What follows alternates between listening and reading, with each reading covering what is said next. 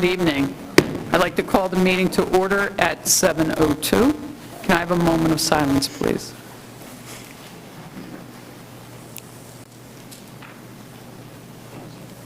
Please stand for the flag salute. Pledge allegiance to the flag of the United States of America and to the republic for which it stands, one nation, under God, indivisible, with liberty and justice for all.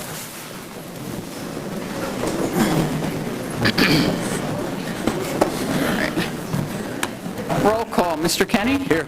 Mr. Bromhall? Here. Ms. Falconero? Here. Ms. Iacone? Here. Mr. McGuff? Here. Mr. Meeker? Here. Mrs. Tadley? Here. Mrs. Trompe? Here. Mrs. Fitzwater? Here. Statement is hereby made that adequate notice of this meeting was given by the submission of said notice to the Burlington County Times, the Courier Post, the Cinnaminson Township Clerk, and the district website on the following dates: January 8th, 2025, January 7th, 2026. We're moving on to Section 4, Routine Business.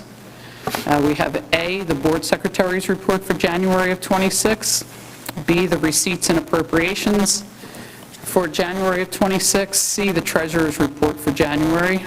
D, the Monthly Transfer report for January. E, the High School Activities report for February. F, the Food Service Management Cost Performance Statement for February. G, the Certified Bill List as of 3/17. The approval of minutes, the executive session on February 17th, and the regular meeting on February 17th. Mr. Kenny, can I have a motion to approve Section 4, Routine Business, items A through H? So moved. Second? Second. Thank you, Ms. Trompe. Comments or questions from the board? Hearing none, we'll take a vote. Mrs. Tadley? Aye. Aye. Aye. Aye. Aye. Aye. Aye. Aye. Aye. Motion approved. Moving on to Section 5, Routine Matters. We have the enrollment report as of March 13th of 2026, the health report for February of 26, the fire alarm report for February, the crisis drill report for February, and the superintendent's monthly report. Mr. Capello.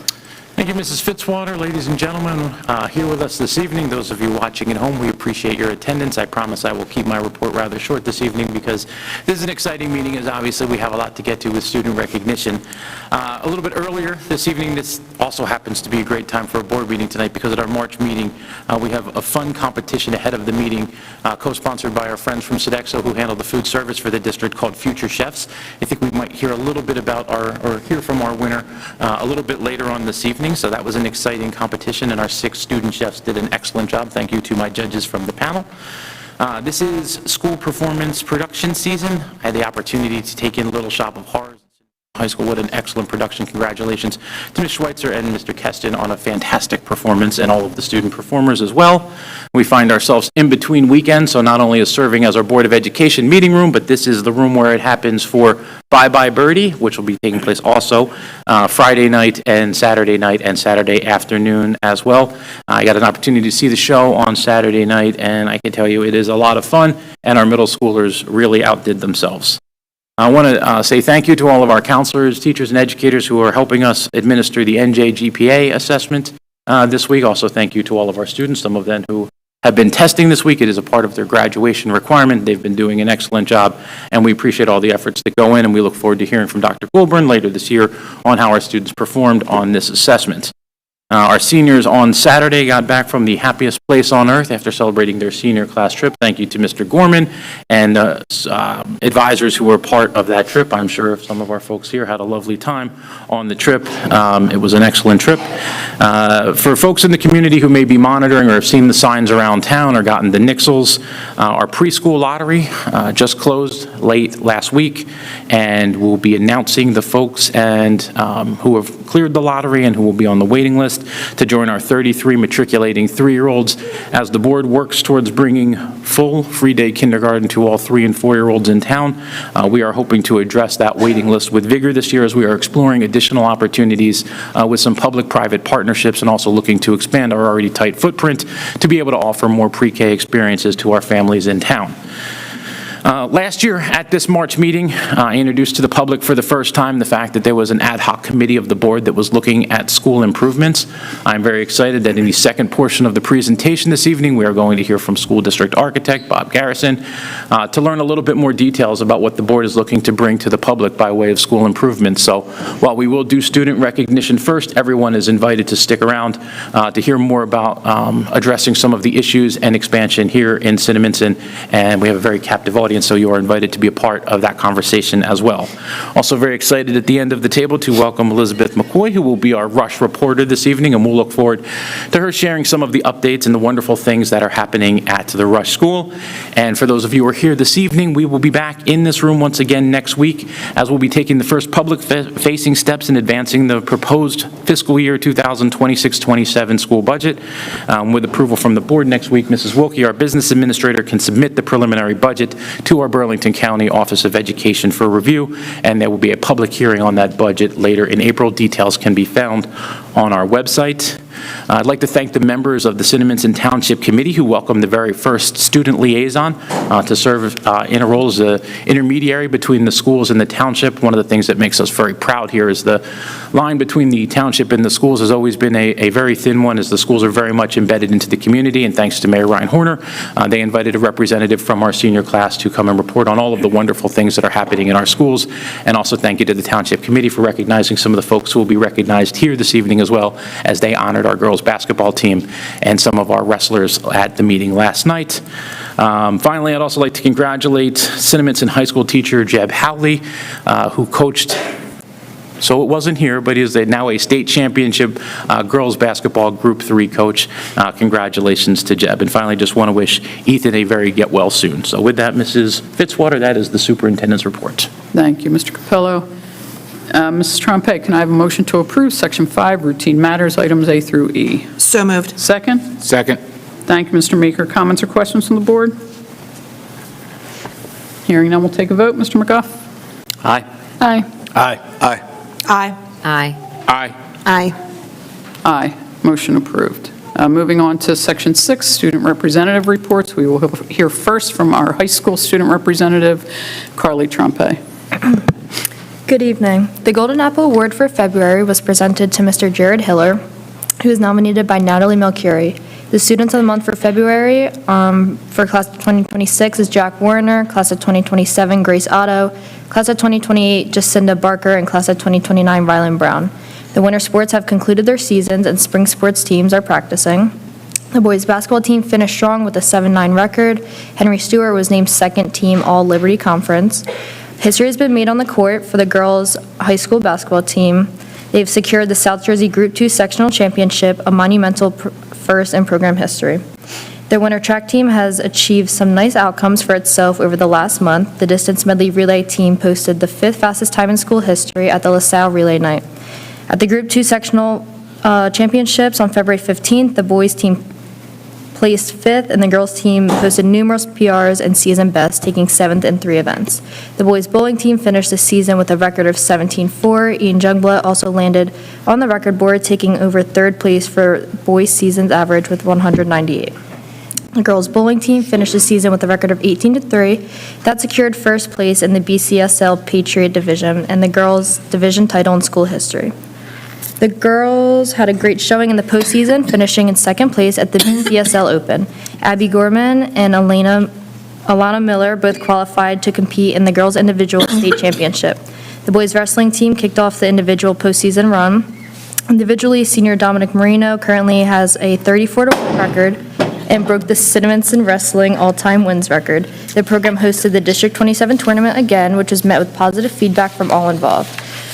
Dom Marino and David Guimaras advanced to regions, and then to the NJSIAA Boys Wrestling Tournament on March 14th. The girls' wrestling program concluded its dual meet season with a 9-10 record. The program's progress culminated in a historic performance at the inaugural district tournament, where 4 athletes achieved podium finishes. Riley Evans became the first district champion in program history with a 1st place finish. Emily De Silva and Riley Evans also competed in Atlantic City for the NJSIA Girls Wrestling Tournament. The Play Unified basketball team completed another successful season. With 5 wins tied for the most in program history, this group has demonstrated tremendous growth and heart from start to finish.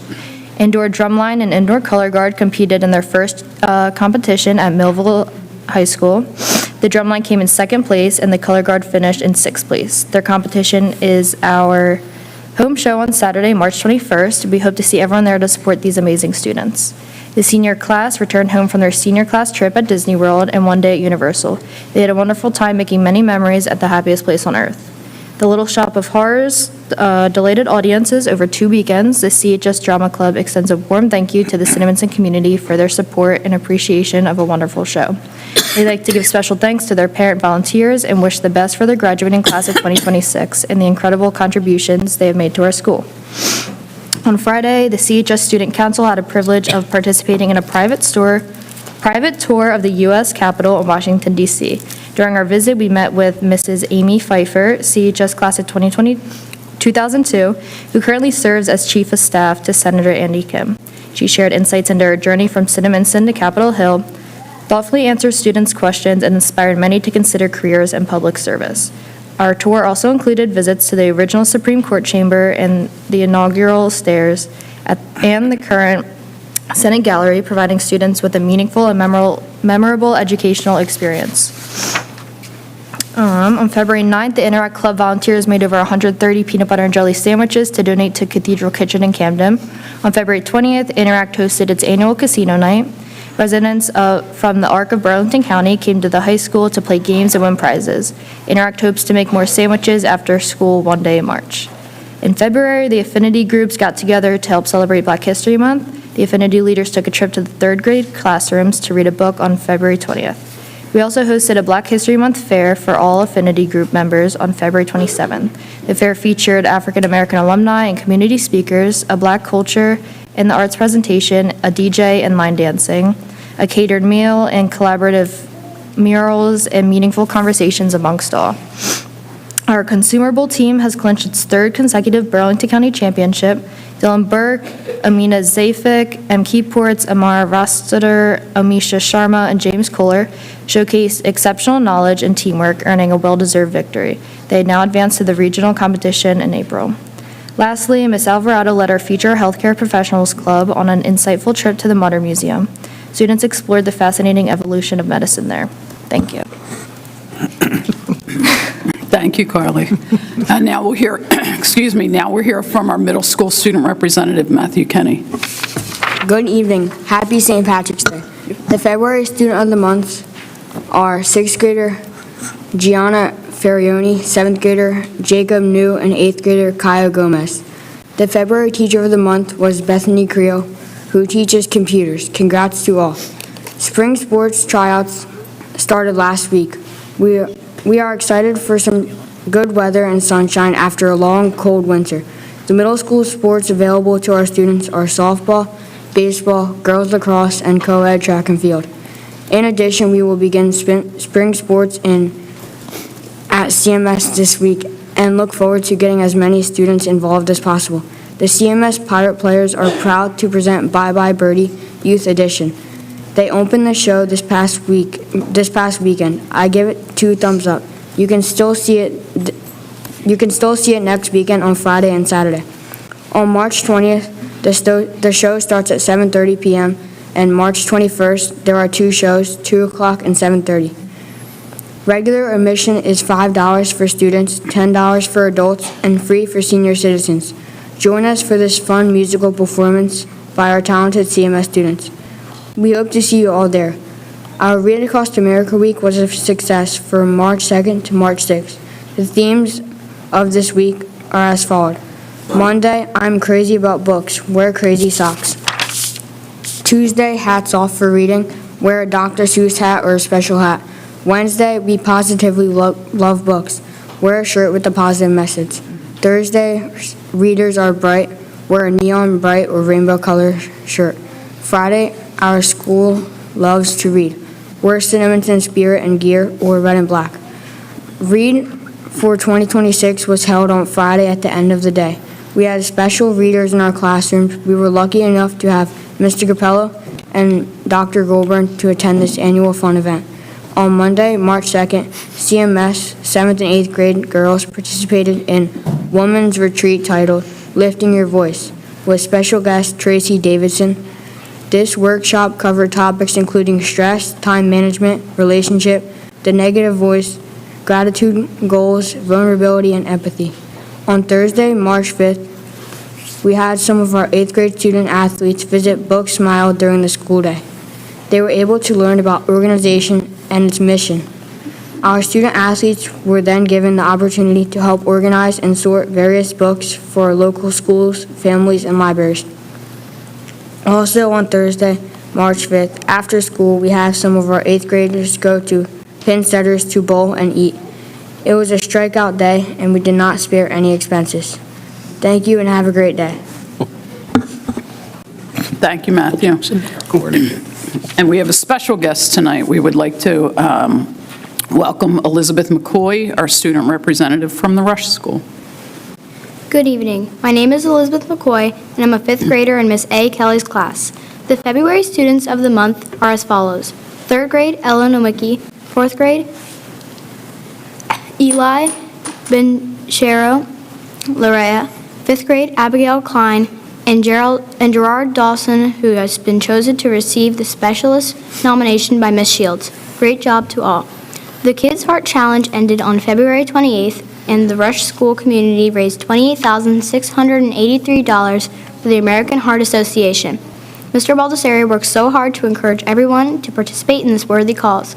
Rush School is number 5 in the state and number 1 in Burlington County for the most donations thanks to everyone's efforts. Penelope Bichelle was the top earning student, raising $2,253. Rush School celebrated Read Across America Week from March 2nd until March 6th. Students and staff enjoyed theme days and got to wear cozy pajamas, mismatched outfits, and of course, Cinnaminson spirit wear. On Thursday, March 5th, visiting author Donna Galante presented 2 assemblies. A special thanks to the Cinnaminson Home and School Association for the author visit. There are many exciting events and field trips coming up. On March 18th and 19th, Rush School will follow a single session schedule due to report card conferences. On March 25th, students in all grades will walk over to CHS to enjoy a math carnival. On March 27th, Rush will hold its annual Unity Day Assembly organized by Miss Callett, Miss McNeil, and members of the Unity Club. ERS is hosting its spring concert on Wednesday, April 1st at Cinnaminson High School. 4th graders and advanced choir students in all grades will perform Broadway favorites. On April 2nd, 5th grade students will enjoy Career Day with many guest speakers. On April 13th, 5th grade teams will participate in the Battle of the Books competition in the Rush School APR, and the winning team will go to compete in the county battle. Last but not least, the ERS Drama Club is excited to present Annie Kids on April 29th and 30th with evening performances on both days. Thank you and have a wonderful evening. Thank you, Elizabeth.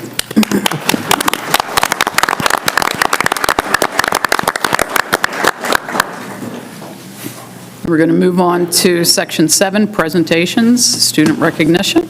Mr. Capello.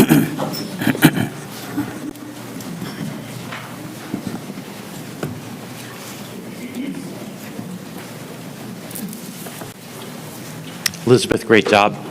As she was presenting, I had an opportunity to kind of look out and catch Mom's eye as she was reading, and the amount of pride that I saw. Hopefully everyone in this room, if you're here being recognized tonight, I'm sure there is a similar amount of pride. And I have to say, I'd be remiss if I didn't. Last month, we recognized the school counselors in the district during School Counselor Week, and about 20 minutes ago, for the first time in 30-some years, I got to reconnect with my middle school counselor, and number one, I don't know if as a 12-year-old she pictured that maybe I would be standing here one day, but you never realize the connections that your educators make in your lives. And I know so many teachers and coaches are out here in the audience. And I know 30 years from now, to our students here, you will remember the folks that brought you along the way and inspired you to do whatever it is that you do in your lives. So if there is someone special here who brought you here tonight, please make sure you take a little bit of time to show them some gratitude and a thank you. So with that, we will start our student recognition program. Oh, and thank you, Mrs. Jones. It's so great to reconnect. I would like to welcome some of our friends from our administrative team to come up and help and share in student recognition. First, I'd like to introduce Mrs. Jones from the New Albany Elementary School.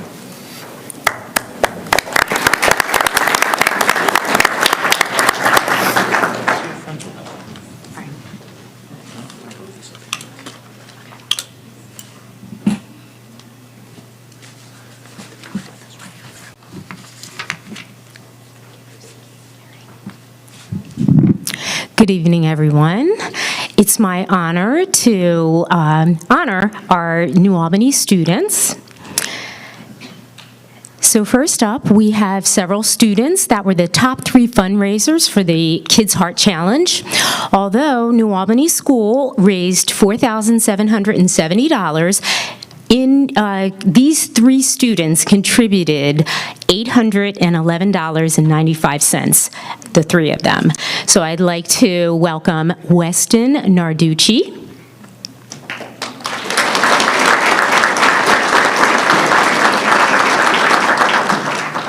we also have Remington Engel, and Remington raised $255.95.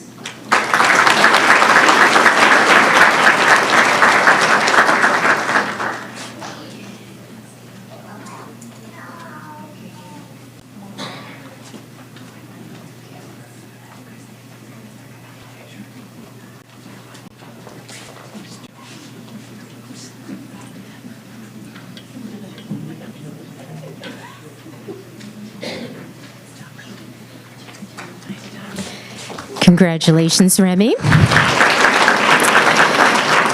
I'd also like to honor Nico Mangioli, who raised $255.52.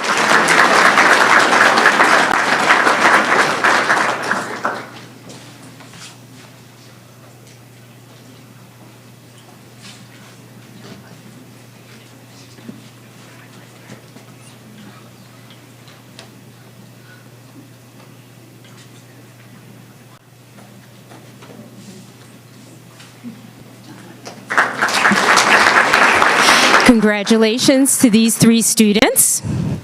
Now I'd like to move on to some of our students who placed in the Invention Convention. First up, I'd like to invite Alia Gobig up. Alia's invention was the marker collar. She was in the kindergarten division, so congratulations, Alia.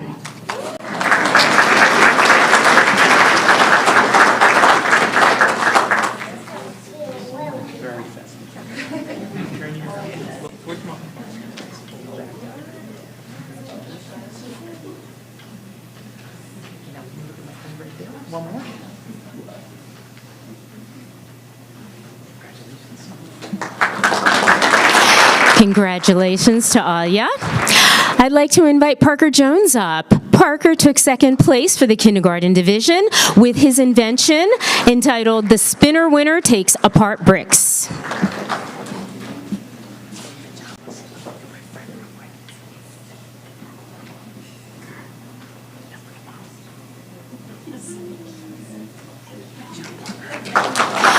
Congratulations, Parker.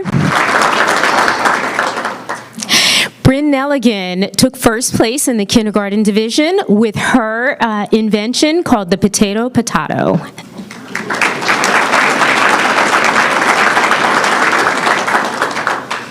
Moving on to the 1st and 2nd grade division, Julia Scrow took 3rd place with her invention, the Epic Book Stand.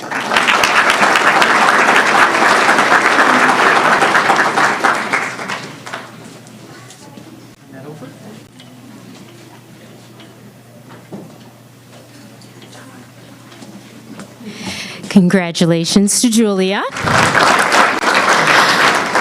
Also, in 3rd place, there was a tie. I'd like to invite Tegan McDermott up. She had an invention called the Rap-tastic.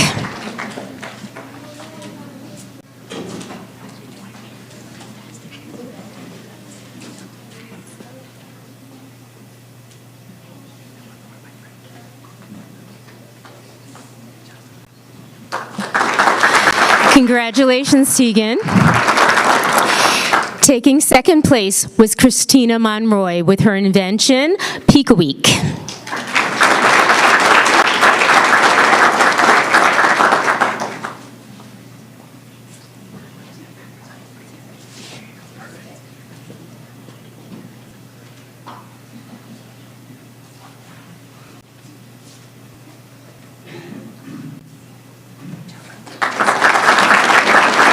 Congratulations, Christina. And in first place, we have Enzo Capasecco. This is his second year winning first place in the grade 1-2 division with his Scrubster 4000.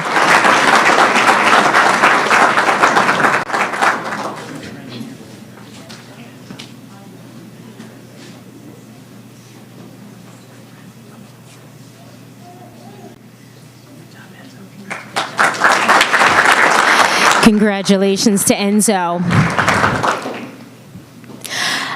I'd like to invite a special person up to the podium. CJ Mannon did an Eagle Scout project for New Albany Schools Speech and Pathology Department, and he's going to tell you a little bit about what he created. Thank you. Hi, my name is CJ Mannon, and I'm a member of Troop 26. And when I attended New Albany Elementary years ago, I received speech therapy from Miss Jenkins, and she helped me greatly with my articulation. And I'm very thankful for her time and support that she gave me those years ago. And she gave me a lasting impact on my confidence and communication skills. So when it came to think about my Eagle Scout project that I would give back to my community, I immediately thought about my experiences growing up with Miss Jenkins, and the two things that helped me a lot when I was younger was speech therapy and building with Legos.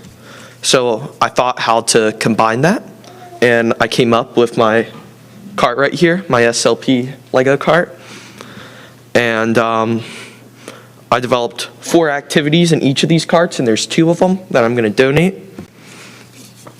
And I would also like to thank my Scoutmaster, Mr. Finley, who helped me a lot, and his encouragement too. And I thank the Cinnaminson Board of Education too for providing speech therapy to help kids like me. And I hope this project is a helpful tool for the speech pathology teachers at New Albany. That's all.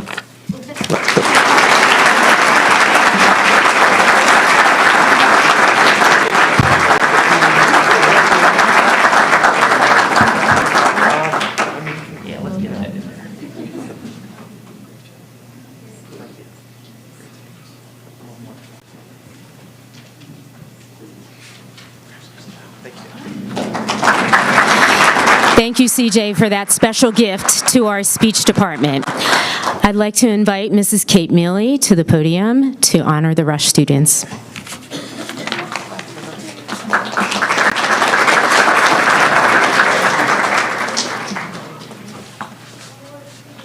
you so much. If I could please have the 3 spelling bee finalists who are here this evening just come up and join Mrs. DeSimone over to the side. That would be wonderful. Push this up a little bit.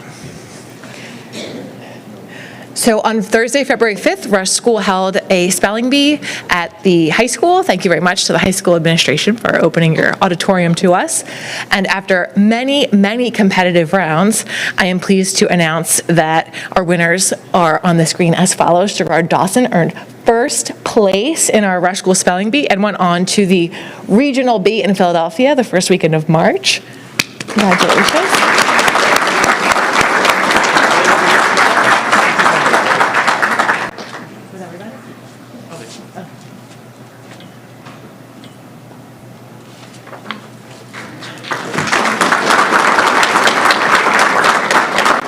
Miss Nora Collins is not here this evening, but still very much deserves to be recognized. She received second place in the school-wide bee. Congratulations to Nora. And Miss Chloe Sawyer earned third place in our school spelling bee, and this is her second time placing at this level for the school bee. So congratulations.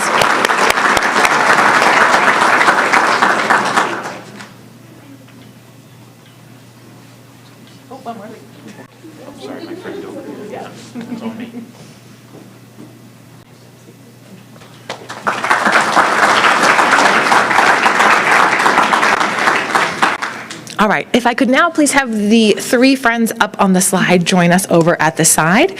As Elizabeth mentioned in our student board report, our physical education teacher, Mr. Baldessari, takes the Kids Heart Challenge very seriously and really energizes our student population when it comes to this worthwhile cause. So the three students who are here this evening were our top three fundraisers for Rush School, and fundraised a combined total between the three of them of $5,709. So Penelope was our top fundraiser this year. She is our fourth grade student.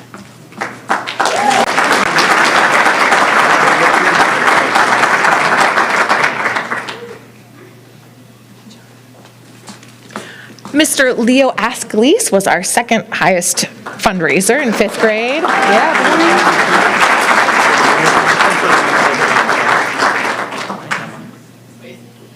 And now my friend.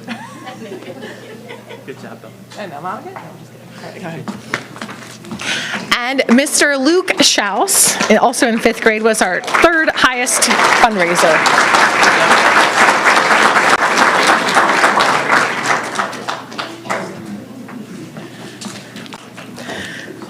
All right, if I could now have all of my Invention Convention friends who are here come over and join us at the side. So the Invention Convention is open to students in grades K through 8. So the following students competed in our 3 to 5 division. And earning third place in this division was Miss Rose Staudenmeyer for her parrot, and planks invention.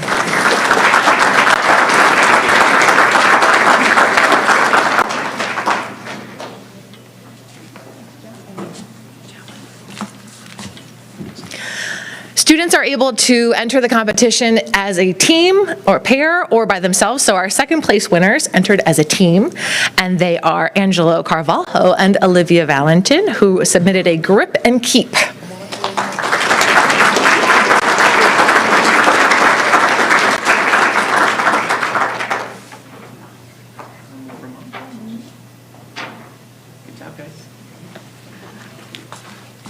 And in first place for the grades 3 to 5 division, we have Miss Peyton Dewey, who submitted a Captain CleanBot, which I will be purchasing as soon as they are available on the market.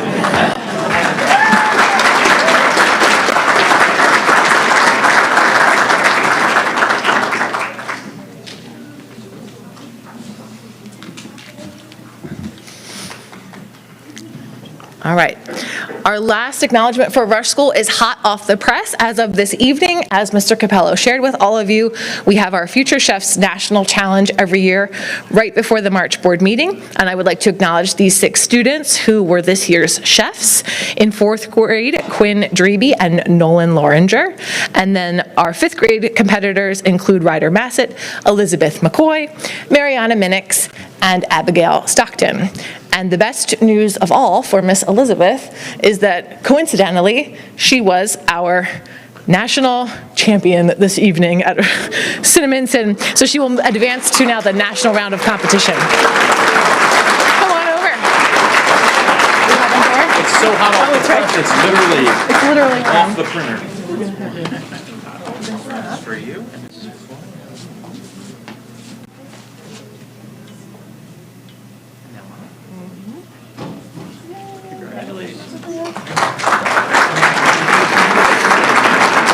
Up to you.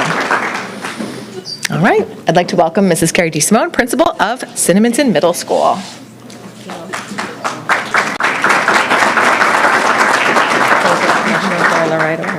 Okay. Good evening. So our All South Jersey Band and West Burlington Honors Band are audition-based, and this year we have 3 students who auditioned and made these honors bands. We wanted to honor them last month, but they actually had their practices and concert then. So congratulations to Benjamin Dos Reis, who is in grade 8. He plays the baritone, and he made both All South Jersey and Western Burlington Honors Band.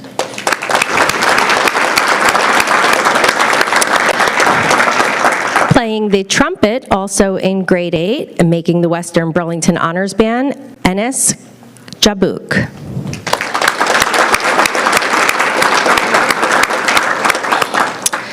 And finally, last but not least, in grade 7, playing the saxophone, also made it to the Western Burlington Honors Band. Oh, there's Enes. Come on up, Enes. We'll take a pause.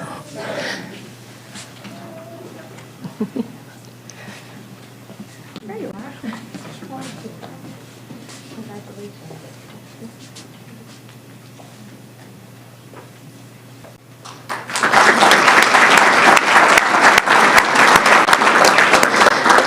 And as I was saying, playing saxophone in grade 7, Miss Hannah Farmer.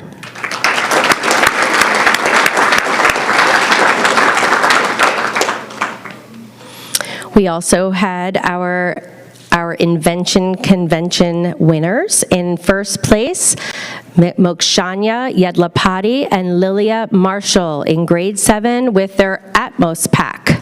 Come on up.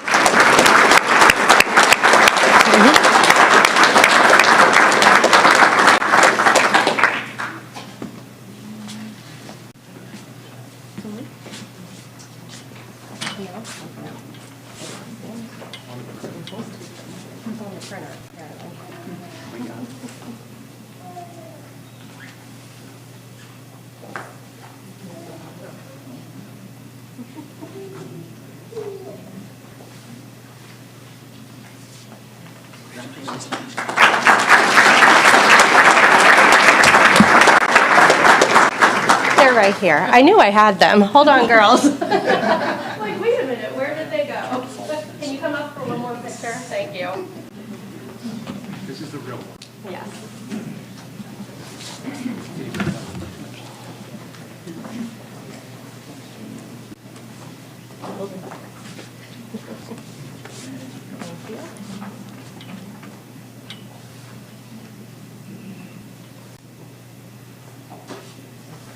Thanks, girls.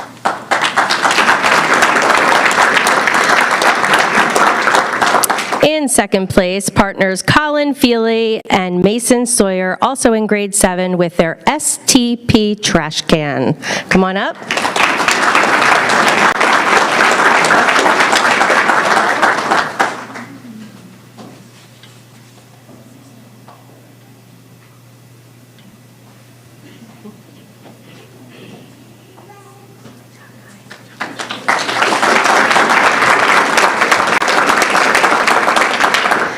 And in third place, partners Cyrus Wagner and Tommy Wishart, grade 7, with their automatic water cooler.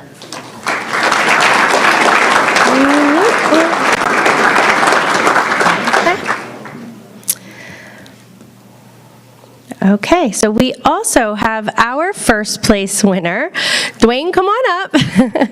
Dwayne Formson, who is our 6th grade student. We went 29 rounds here at CMS in order for Dwayne to take first place. He beat out one other student at the very end, both 6th grade students. Dwayne went on to the Regional B at WHYY and placed 8 out of 50, and now knows how to spell the word forever. That will be in his brain, commiserative. He spelled it for me right before he came up. Commiserative.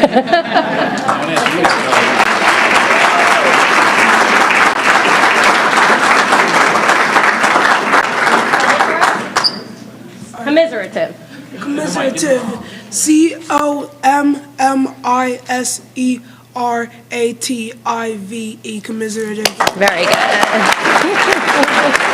Good job, buddy. And I'd like to bring up Mr. Ryan Gorman, principal of Cinnaminson High School.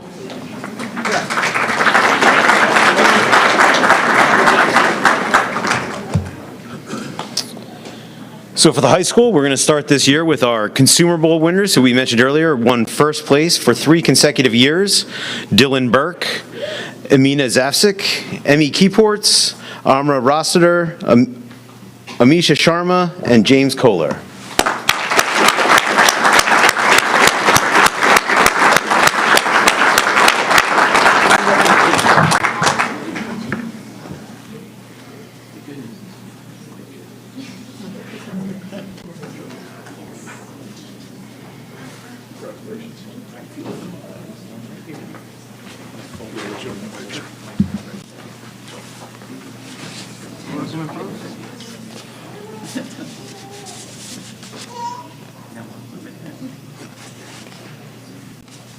Sir, do you want to come up front so you can get a picture?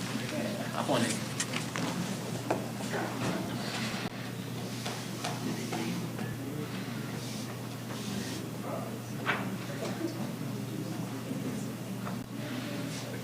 Congratulations, ladies.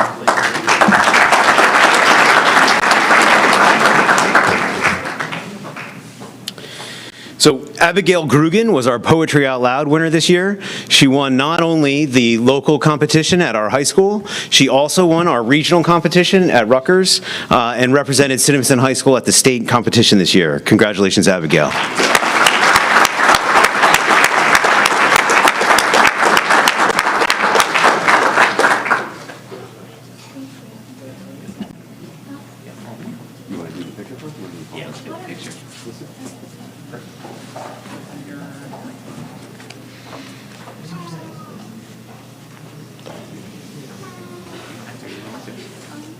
Let's do it. If you're up for it, it was awesome. So I'd love to do it again. If you're up for it.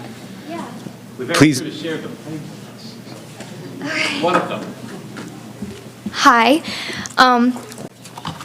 I'll be reciting If I Had Known by Alice Moore Dunbar Nelson.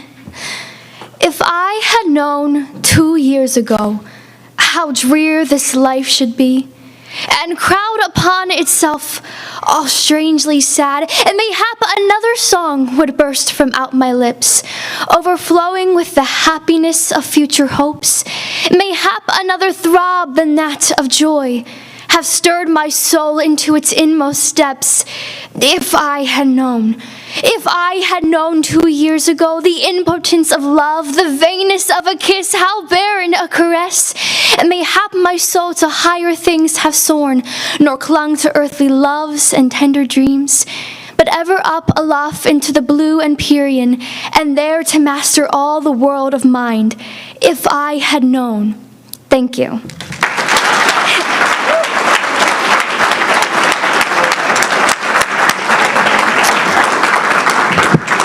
Thank you very much, Abigail.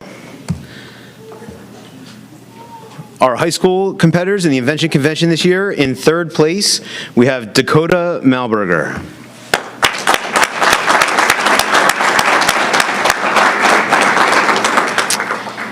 In second place, we had Fatih Erin and Min Nguyen.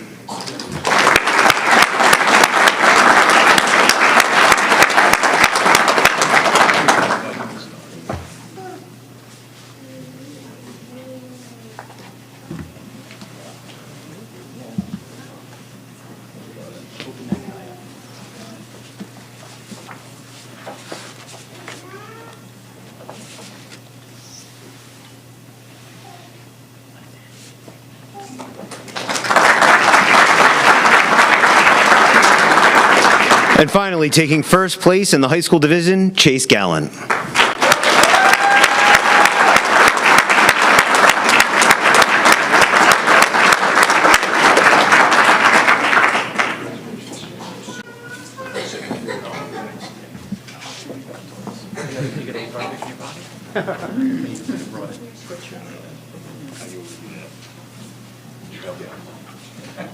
I have a new invention. It's a certificate opener.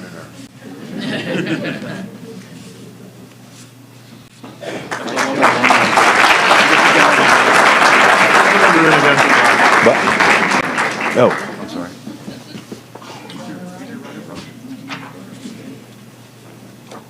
Congratulations, Chase.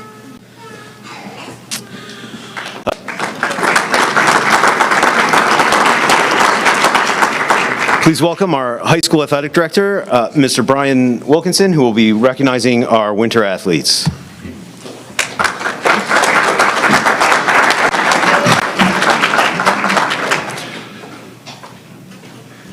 begin, it's been an extraordinary season for our bowling teams at Cinnaminson High School. With only 9 individual records and 6 team records up for grabs, landing among the top 3 in school history is a remarkable achievement worthy of our recognition. Let's begin with the boys. They secured the 3rd highest single game score in school history with a stellar 1040. This record is particularly significant as it came during a high-pressure playoff semifinal where they faced elimination.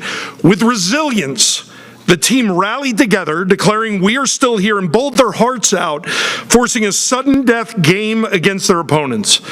Although they ultimately fell short, their performance under pressure etched their names in the top 3 of school history.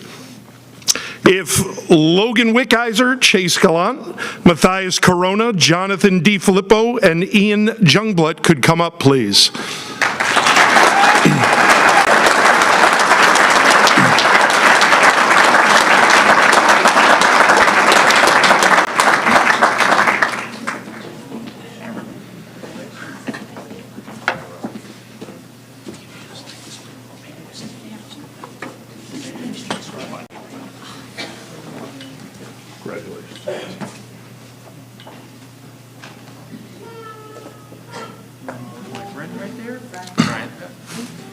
Oh, still going.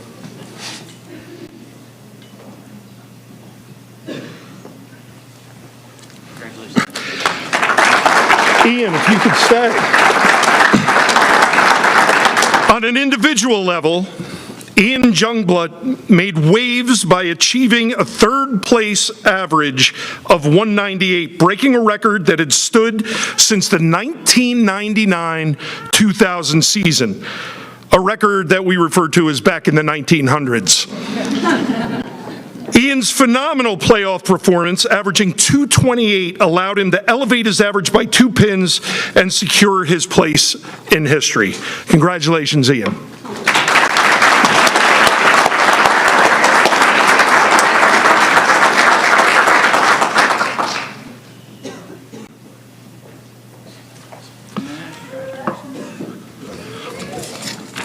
To the girls team, who've made an indelible mark this season, they rolled an incredible 2289, setting the record for the highest series in school history.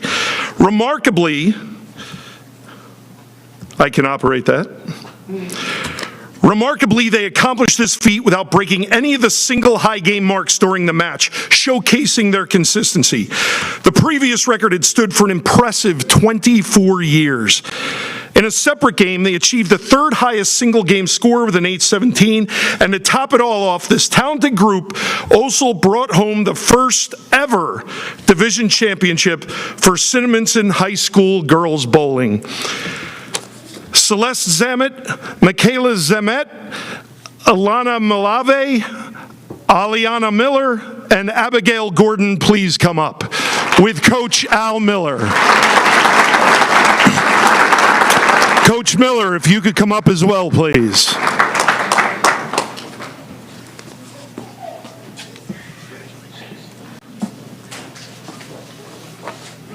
Congratulations. Yeah, you're in this picture. Stand next to her.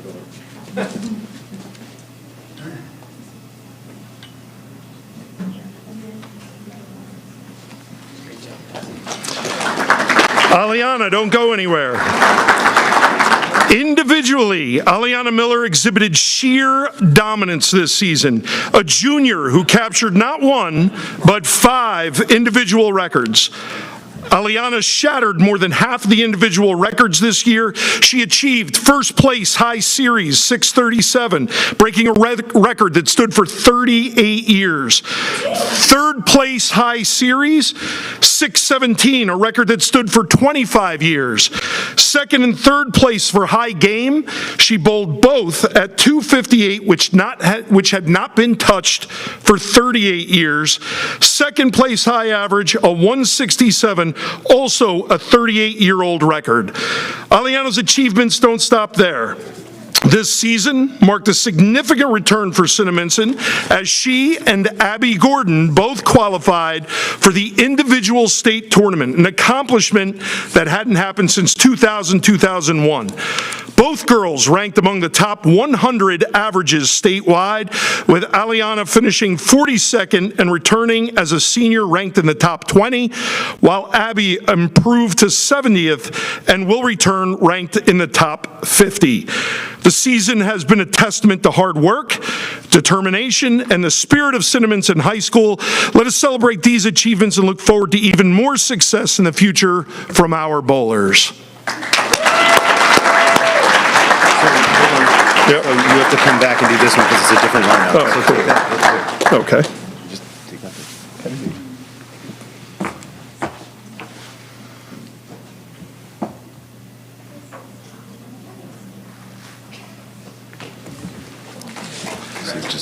And if I could get Nina Jaquette, Michaela Zambit, Eliana Malave, Alana Miller, and Abigail Gordon up for a picture. Is that it? It's just one. Okay. There we go.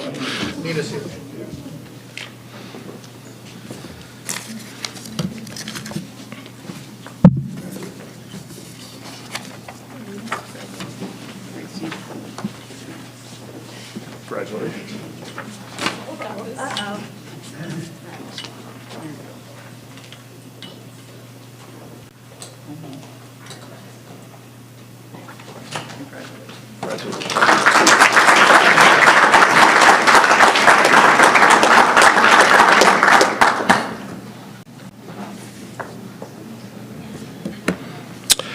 For the last week, we've been able to celebrate a historic achievement for Cinnaminson High School's girls basketball team.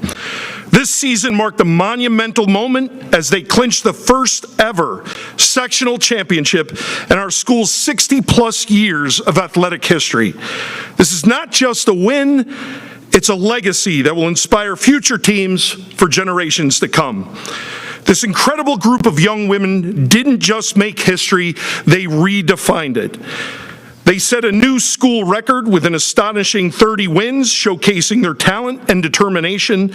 Their longest winning streak of 20 consecutive games is a testament to their hard work, teamwork, and unwavering spirit.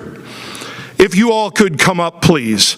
Nora Quinn, Shiloh Moore, Gabby Harvey, Mia Passetti, Tyler Davis, Mia Stenilevich, Jackie Sachansky, Julia Levinas, Chloe Vidala, Ella Repsher, Stevie Ormsby, Emily Reynolds, and Coach Jenkins.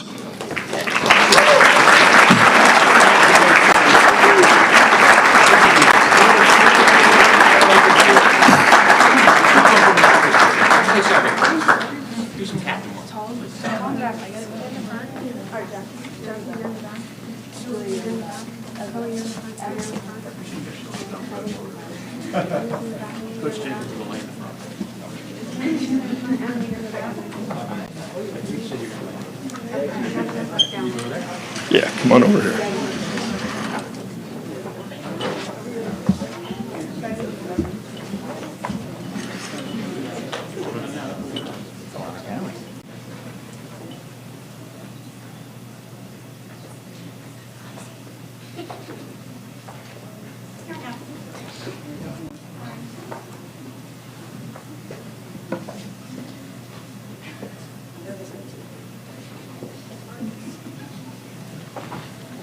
All right. Stay here for a minute, girls. I want to take a moment to recognize some standout performances from this exceptional team. First, let's acknowledge Shiloh Moore and Nora Quinn, both of whom will proudly join the 1,000-point banner in our gym. An incredible accomplishment that speaks volumes about their skill and dedication. Shiloh finished her career with 1,060 points and holds the record for single-season scoring with 522 points. She also set records for steals with 128 in a single season and an impressive 357 career steals. Nora Quinn is equally remarkable, finishing her career with 1,054 points and establishing the career record for rebounds with 829. Their contributions have been invaluable, and their names will forever be etched in the history of our school. Let's also shine a spotlight on Gabby Harvey, a junior who made her mark by setting the single-season record for three-pointers with 70. She even tied the single-game record, making 5 three-point field goals in a single game. Her performance has electrified our fans and contributed greatly to the team's success. This season has been nothing short of inspirational.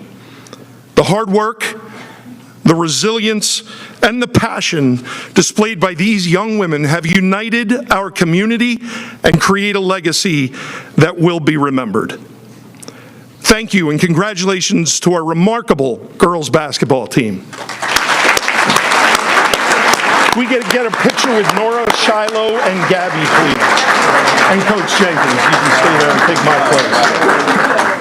We have an extra special one. There you go.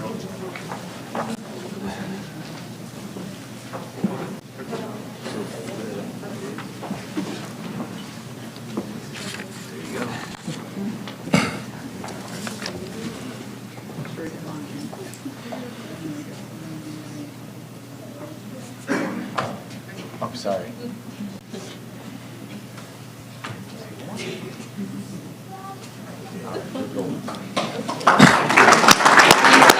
Thank you.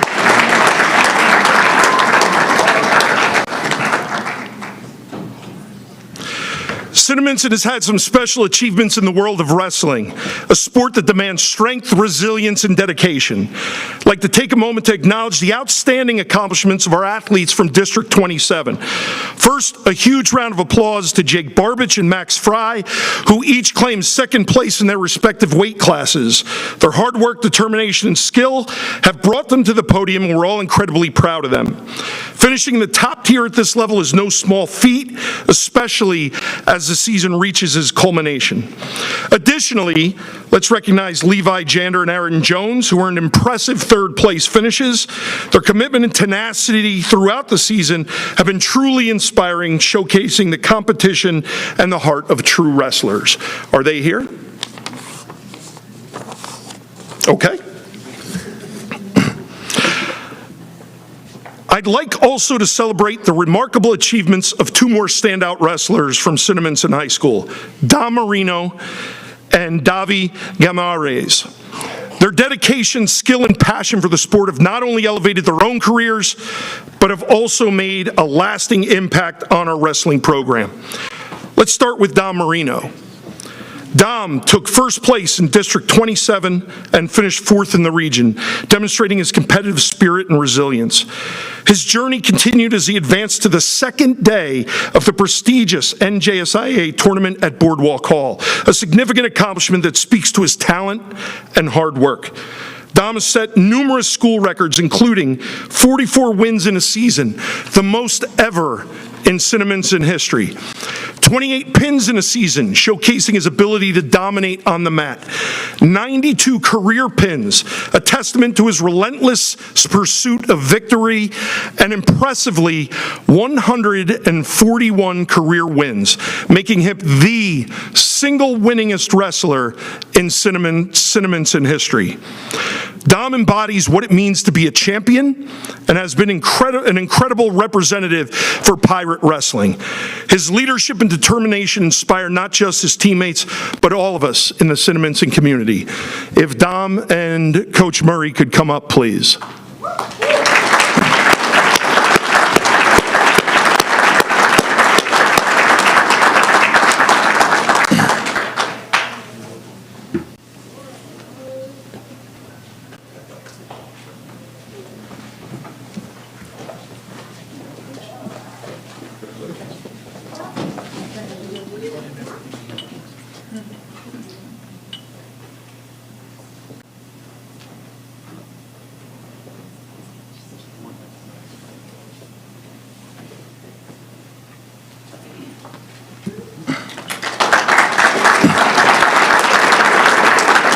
let's highlight Davi.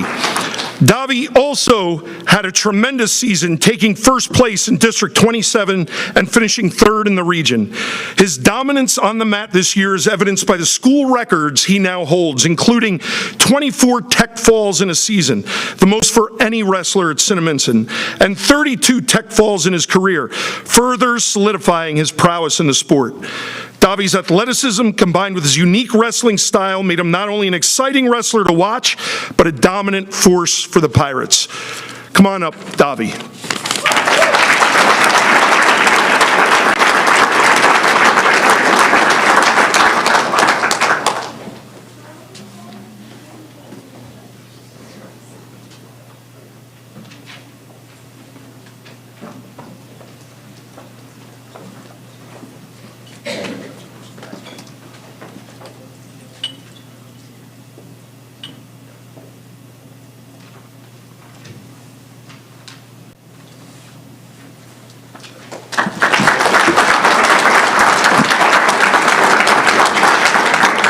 The Cinnaminson girls wrestling team has been nothing short of historic, and it's a pleasure to share these accomplishments with you. First and foremost, our girls shattered records by securing the most dual meet wins in Cinnaminson history, 9 victories. They also scored a remarkable 48 points in a single dual meet, setting a new school record. Their grit and determination were evident in every match as they wrestled fiercely against every opponent. As we continue to nurture and grow this program, I'm confident that even more victories are on the horizon. If girls wrestlers, come on up, please.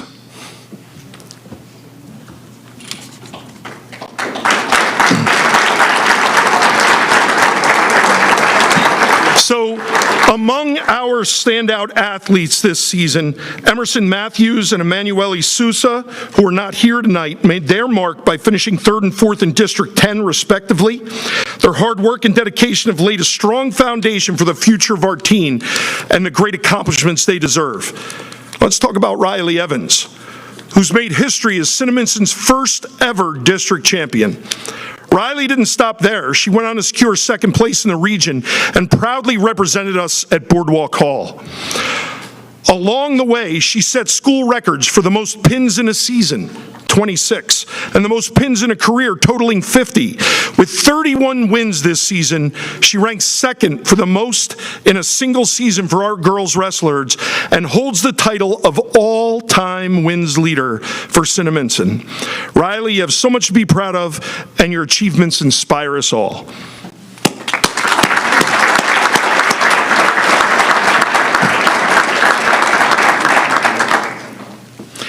Equally impressive is Emily DeSalva, who took 2nd place in districts, followed by a 3rd place finish in the regions. Emily is the first Cinnaminson girls wrestler to stand on the podium in Atlantic City as an NJSIAA medal winner, placing 6th in her weight class at 138. What an incredible accomplishment. Emily's 36 wins are the most ever for a Pirate girl wrestler in a single season. She also set records for the fastest pin in just 11 seconds. The most tech falls in a season with 6, and the most tech falls in a career totaling 8. With another year ahead of her, she's currently ranks number 2 all-time in wins at Cinnaminson. The future is bright for Emily.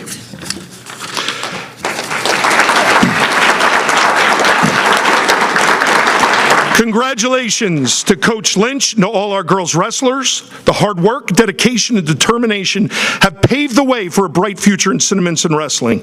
Let's continue to support each other as we grow this program and celebrate our achievements together. Thank you. Well done, girls.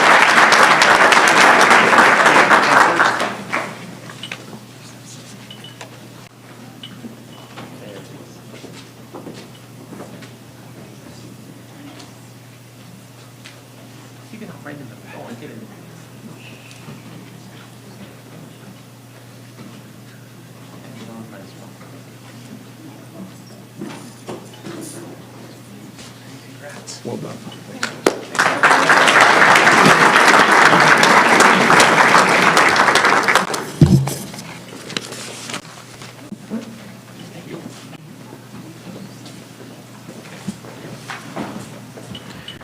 I will say that did run a little bit longer than they usually do, but we have too much to celebrate here. So congratulations to all of the award recipients, to all of our young folks who stuck around. Hopefully you had an opportunity to see what could lie ahead for you in the future of Cinnaminson. So with that, speaking of the future of Cinnaminson, I do understand if there's bedtimes and homeworks, but I'm going to invite up our district architect in just a moment to come talk about some of the improvements that lie ahead for Cinnaminson. So if you'll give us just a second to switch our presentation, we'll roll into the next portion. Hopefully everyone can stick around, some of you, possibly.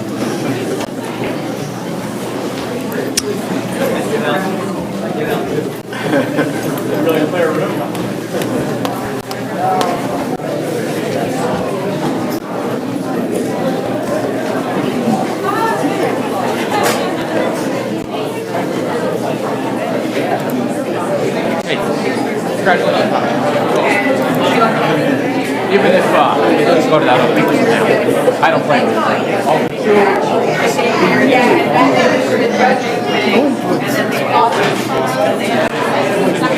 Hi, buddy. Hey.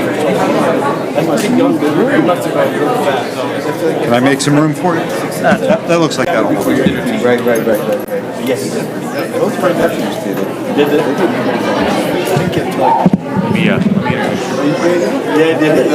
that's awesome. All right, moving right along to our second presentation. As we mentioned, the future of Cinnaminson is very bright, but it is not without challenges. And these challenges come by way of space, and they come by way of program expansion. We've had a great relationship with Garrison Architects over the years, and for anyone who's been in the high school in the last 10 years, they are responsible for that wonderful design and for bringing that project to life alongside all of the community support. So with that, we've invited Bob Garrison from Garrison Architects to come this evening to present to the Board of Education a year's worth of research, working together, I don't know how many iterations of projects to bring a proposed solution to some of the challenges that we are facing as a district. So with that, I will yield any more of my time to Bob Garrison, who will make this presentation to the members of the board and anyone that is watching at home. So, Bob, thank you. Thank you so much, Steve. And what a tough act to follow. It is tremendous accomplishment. And what it says about those students and their achievement is a sense of community. And community is one of the most important things that we have. And so I can only hope that our presentation tonight lives up to those expectations. Because isn't that what it's all about? It's providing the best opportunities, whether it's curriculum or what I'm going to talk about tonight with regard to the physical plan, to give our students and our community the best that we can possibly hope for. So while I was preparing for tonight's presentation, I did a little bit of digging into the history. Because when I arrived in district in 2000, that was really the first of many improvement projects and initiatives that the district had launched. In 2000, the elementary schools received some construction work as well as the middle school. Then we went on to 2014. Steve just referred to that project where we had most of the work at the high school. We had a second question actually for the gymnasium. We had a third question for the tennis courts. So looking back on that, I did a presentation in this room in March of 2014. So how fast does 12 years go? Here I am in March of 2026, and we're talking about facility improvements. Facility improvements that are really focused on the other buildings here in the community. So the March 2026 bond referendum program, I'll go through it with you. This document will be available online because I know that these exhibits are hard to see with the lighting and the small nature of the text. So all this information will be on the district's website. We'll have a special tab that denotes that. So the agenda for tonight's presentation is the school district profile. Again, we take it for granted, and we can't take it for granted, that members of our community know about our facilities. They know the grade alignments, they know the sizes, and so we'll cover that really quickly. The Department of Education is a partner in school facility improvement in our communities in New Jersey. The Department of Education will pledge a tremendous amount of aid towards this project, just like they did back in 2014 with that successful initiative. We have the Memorial School renovations. We'll move to Eleanor Rush with the addition and renovations. New Albany has additions and renovations. The middle school, this building, scheduled for major work. And then, yes, we want to make sure that everybody and every facility gets something in the referendum, so there will be some work in the high school. The Board of Education and all the stakeholders in formulating the referendum were very much concerned about the tax impact. So while all of the projects this evening are paramount and of equal importance, the board felt that we would go with 2 questions. Last time there was 3 questions I mentioned previously. So in the second questions, the Memorial School will have a pre-K addition and some parking. Eleanor Rush will have a new gymnasium, and at the high school, significant athletic facility upgrades, which I guess is very appropriate considering the amount of awards that your students have won this evening and we talked about previously. The school district profile, as you know, there are 5 buildings in district. The Memorial School houses grades pre-K along with administration, and the original building is 1959. And that's the important aspect to look at, not so much the grade configuration. We move on to New Albany, 1966, with additions in 2000 and 2017. Eleanor Rush, grades 3 to 5, original building 1962, with an addition in 17. Middle school, this building, 1968, 2017. High school, 61, 64, and then the addition that we finished in the last referendum in 17. So you can see here, yes, there are some new parts to our building, but you're talking about buildings that were built largely in the 50s and 60s. And these systems that comprise these buildings certainly need attention, like your home or any investment that we have. As I mentioned, the state of New Jersey is a partner, and cutting to the chase, a school district must borrow money in order to get state aid. There's no other way. In November, the red bullet that you see there may be a program where we have special grants, but those are for limited projects and focuses. The special needs districts, if that passes the voters in November, will get the bulk of the money. These are the Abbott districts or those districts that have a high amount of aid. So the regular operating districts are reduced to compete for $3.5 billion. Not trying to minimize that, and it's something that we certainly look at even if the referendum passes. So again, the only way to get significant state aid is to borrow money and get debt service aid over the period of the loan. New construction, state government really doesn't help us a lot with new construction. We have some new construction that we're going to talk about in a minute, but they're stuck in the dark ages with $143 a square foot. We can't build anything today at $143 a square foot. You will see in the presentation most of our work is between $500 and $600. Renovations, on the other hand, reconfiguring spaces, repurposing spaces are fully funded. And so that's where we try to do, especially at this building and at the high school, you'll see us do that to garnish the most state aid that we possibly can.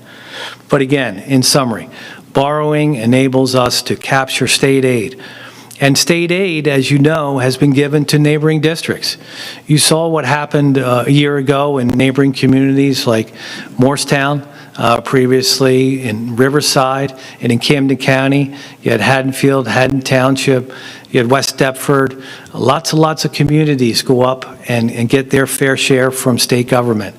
And that's what we hope you will enable this board to do, is to go get your tax dollars up in Trenton, because if not, they'll go to somebody else. So we'll start on the outside of each of the buildings, and I give you a little bit of history there and summary. So the Memorial School is a 29,482 square foot building. It was built, as I mentioned before, in 1959. Anybody that visits the administrative offices and the early childhood there knows that that small area, and I'll show you the diagram in a minute, in front of the school where the drop-off area is terrible, so we're going to repave that area. The playground in the back, days of mulch and days of other surfaces are really a thing of the past. The new technologies to do poured surfaces, this enables us to have a maintenance-free environment, also ADA compliance. And you'll see the numbers to the right-hand side. So it's usually a quantity, a unit cost, and then a total cost.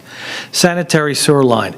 Not a glamorous item, but something that the maintenance staff is struggling with. It goes out the back of the building. I'll show you where that is in a minute. Again, taking things that are maintenance issues that cost money out of our operating budget and be able to replace them and eliminate them from the budget where the taxpayer has to pay 100% is the goal of many of these items. So with each of the categories, you'll see a soft cost item.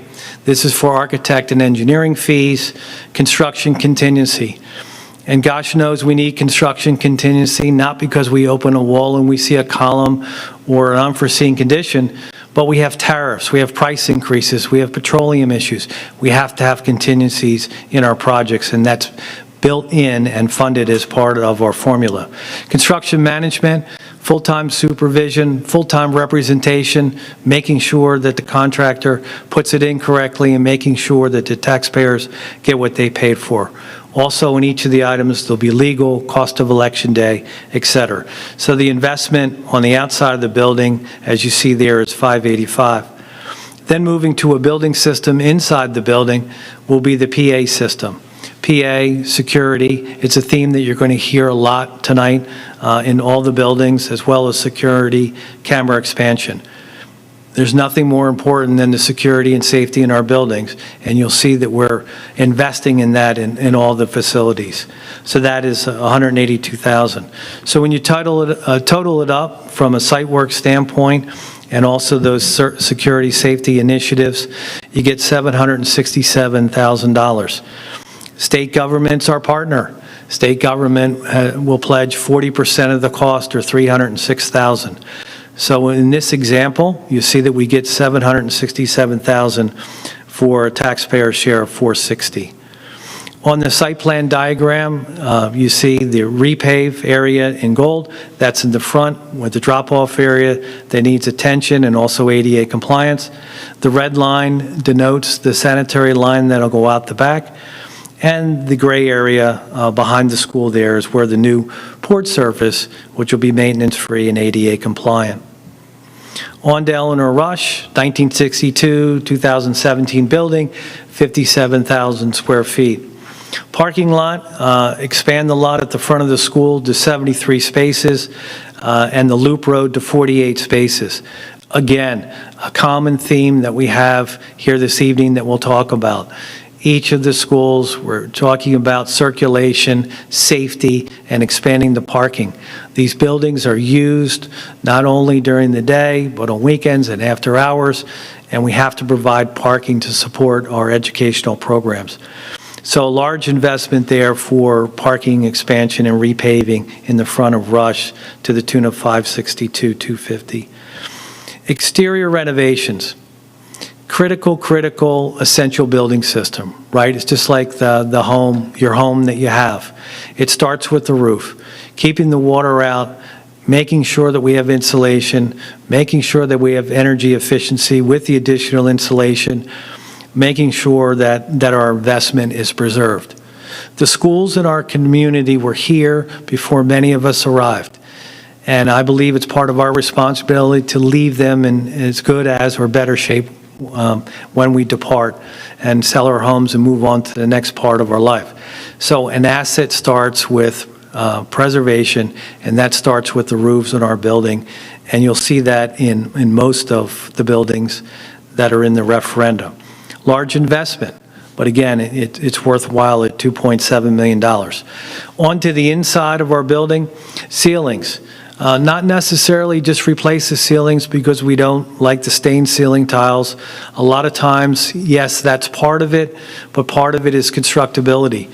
Because we're running IT, security, and infrastructure in our buildings, as well as HVAC, which you'll see in a second, we need to take these ceilings down. And while we take the ceilings down, we're going to put new lighting in there, LED efficient lighting, and then have the access that we need for our systems.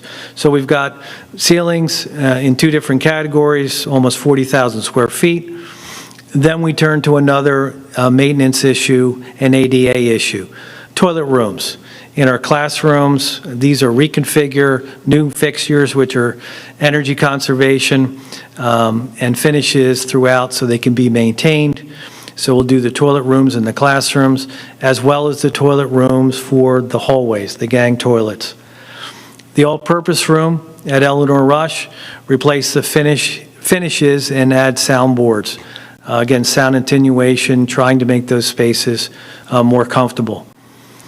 When we talk about essential buildings and we get into evasive demolition and construction in our buildings, we have to be mindful of asbestos-containing materials. So VAT stands for vinyl asbestos tile. We all know that it's in the dormant state, but when we go and remove it because we need to put a unit ventilator in or we do need to do something, it has to be budgeted for and we're taking it out of our building. When we remove the pipes and they have insulation, we've also budgeted for that. So the investment is $2.2 million for interior renovations. Another essential building system, something, again, that we're focusing on in the referendum and all the two elementaries in the middle school and some at the high school, is a unit ventilator replacement. Remember, the unit ventilators are those boxes that are underneath our windows. Over here at Rush School, we've got 37. We've got some cabinet unit heaters, which are in the hallway. We'll take the unit ventilators out, and when we do that, we expose the piping. It's an opportunity to clean up that outside wall.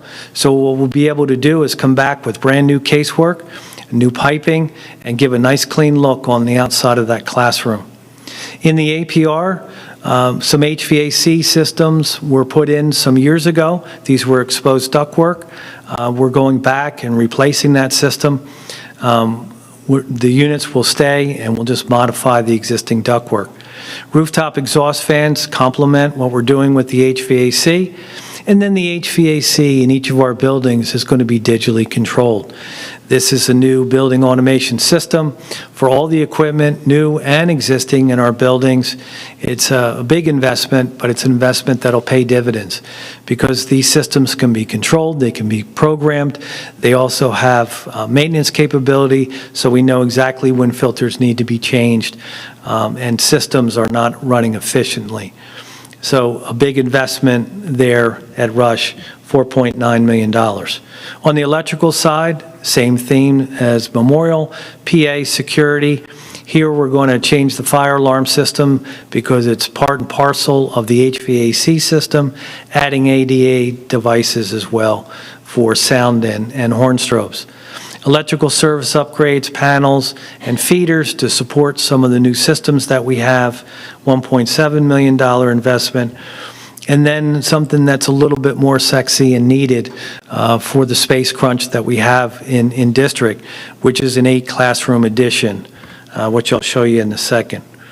So the total package at Rush School is $18.3 million. The state's contributing 28%. Again, the reason for that is that number of $143 for the new construction, which drags the overall amount down.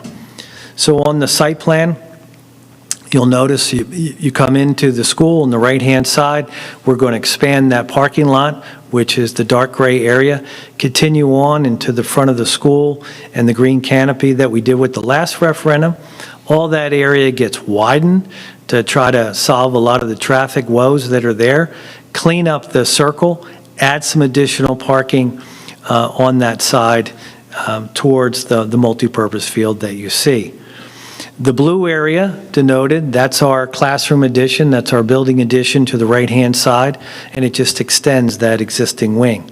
In the back, we're going to relocate those two playgrounds, which are the orange in the back left corner. Going to the floor plan of the school, the area that you see there in gray that outlines, that's the roof replacement. The little red boxes underneath the windows, those are all the unit ventilators. The pink area is the bathroom spaces, the hallway bathrooms, as well as the small bathrooms up front in the main entrance that we're going to be renovating and reconfiguring. And we've got flooring, ceiling, and you can see I denoted the corridor where all of that ceiling comes out to run our HVAC equipment. The multipurpose room is the gray area, green area there, which will get renovated with the sound and the HVAC. To the right is the classroom addition. It's just an extension of that classroom wing out on the right-hand side, so we'll build a firewall. We'll be able to create a temporary exit, and we'll be able to start construction on that wing as soon as possible after a successful referendum. New Albany School, 2017, 53,000 square feet. Parking lot, new parent drop-off loop and lot at the front of the school, 68 new spaces, which are desperately needed here. Something that I think is really, really needed and earth-shattering and a game changer here at New Albany is a new loop road and parking lot drop-off area for the parents and parking that parallels New Albany Road. Really, really important to get those cars off of that street. I'm sure that the Township Public Safety will be thrilled at that suggested improvement. Playground relocation, we have to do that because of the addition, so the investment here, again, at $1.6 million. Same theme with the roof, preserving the envelope, creating insulation, energy efficiency, $2.6 million investment at New Albany for the roof replacement. All-purpose room, similar as the other school, replacing the finishes, and then hazardous materials, same thing I talked about before. Building systems, again, a mirror image, 34 unit ventilators, cabinet unit heaters. Here, also the main office cafeteria and the new wing rooftop units will be changed out. We've got exhaust fans on the roof, the DDC controls, building automation system, and the investment, $5.9 million for HVAC at New Albany. On the electrical side and security, same theme, PA systems, security cameras, fire alarm, and then electric service upgrade for another $1.6 million investment. Here at New Albany School, it's a little bit different. We are going to build some classrooms. Here we're going to do classrooms with bathrooms so that we can use them for pre-K and K. We're also going to mix in an art and music room. Art and music are on a cart over there. They really don't have a home, so we made those classrooms a little bit bigger in the addition. I think will really give a program boost, curriculum boost over there to the school. And then a gymnasium. Gymnasium that I'll show you in a second has a separate entrance, separate use, a separate HVAC system, something that can be used after hours, the community, et cetera, et cetera, et cetera. So the investment at New Albany is $25 million. Again, the state share is about the same, just shy of 24% because of the new construction, which means the taxpayers would be about $19 million. So when we look at New Albany, front door, as you know, is the red canopy we did in the last project. The whole front gets reconfigured. There's new traffic circulation patterns, there's new parking, there's a new loop road area. Again, trying to organize that at the front of the school. The big improvement is down to the right-hand lower part of the slide where it says new parking. You can see that we can come in off of New Albany Road. There's a loop road to the top towards the school, and then there's parent parking, and then it marries into the existing exit and entrance that we have. But again, getting those cars off of New Albany, structuring that down in that area. And I guess what would come to mind is, well, why can't you just demolish those trees and move that loop road and parking lot up to the 120 112 parking spaces that you denote. There's a lot of wetlands and stream area there, and if you're familiar with the school, you know that that area is really off limits. So we tried to move the loop road as far up as we can off of New Albany, but that's about the area that'll probably land. The addition here at New Albany is going out the back. That's the blue areas that you see. The first part is the classroom, and then the gymnasium follows all the way in the back. The playgrounds get relocated because that's where the gym is going to land in the design scheme that we have. Here's what it looks like on floor plan. Some of the same things.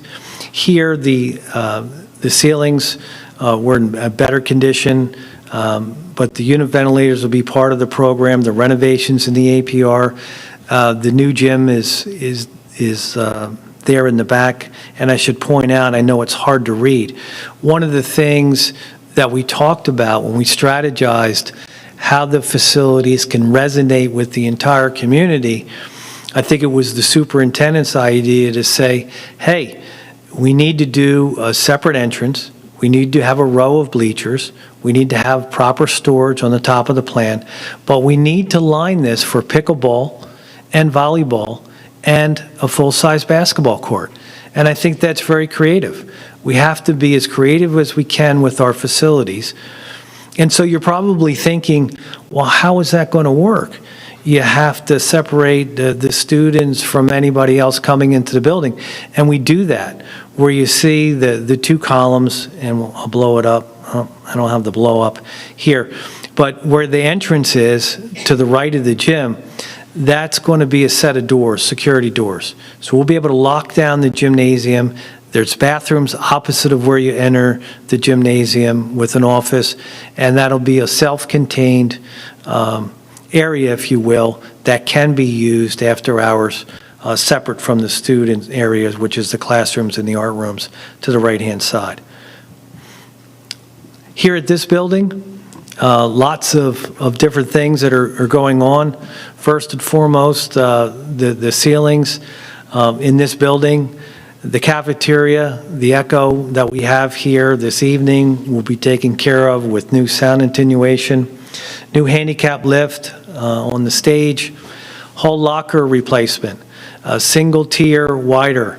Again, being sensitive to the transition of our students, the transition to the learning and the materials that they carry with them. The single lockers that are narrow these days don't work for our students. They only have so much time to get from one class to another.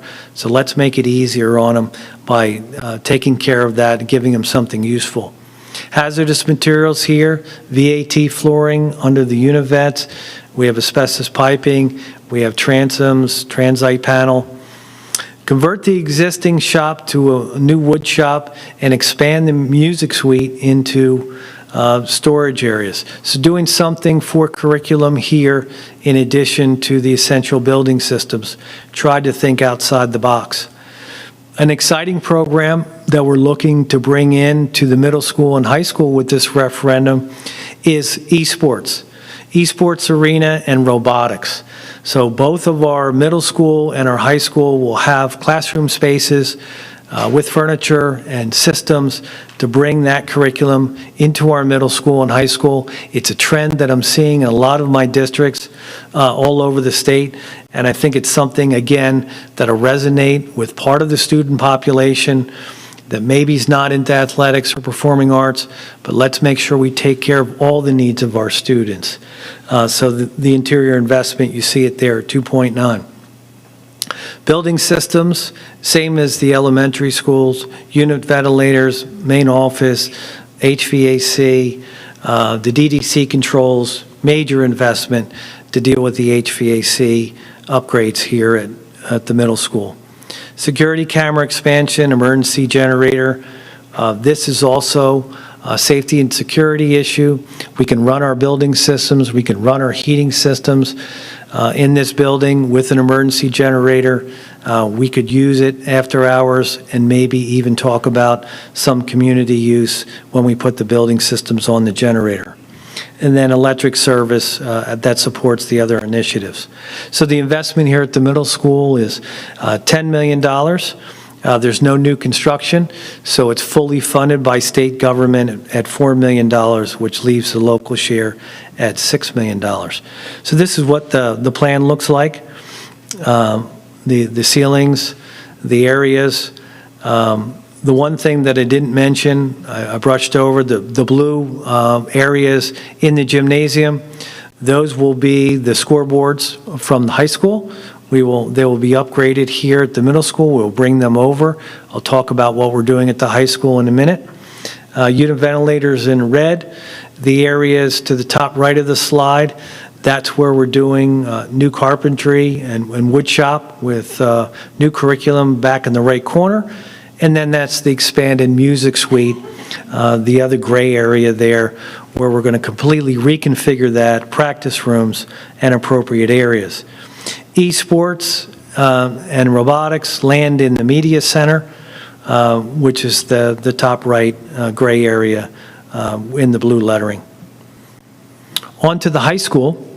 The high school, the last piece of roofing that wasn't taken care of in 2014 is the old gym sawtooth roof.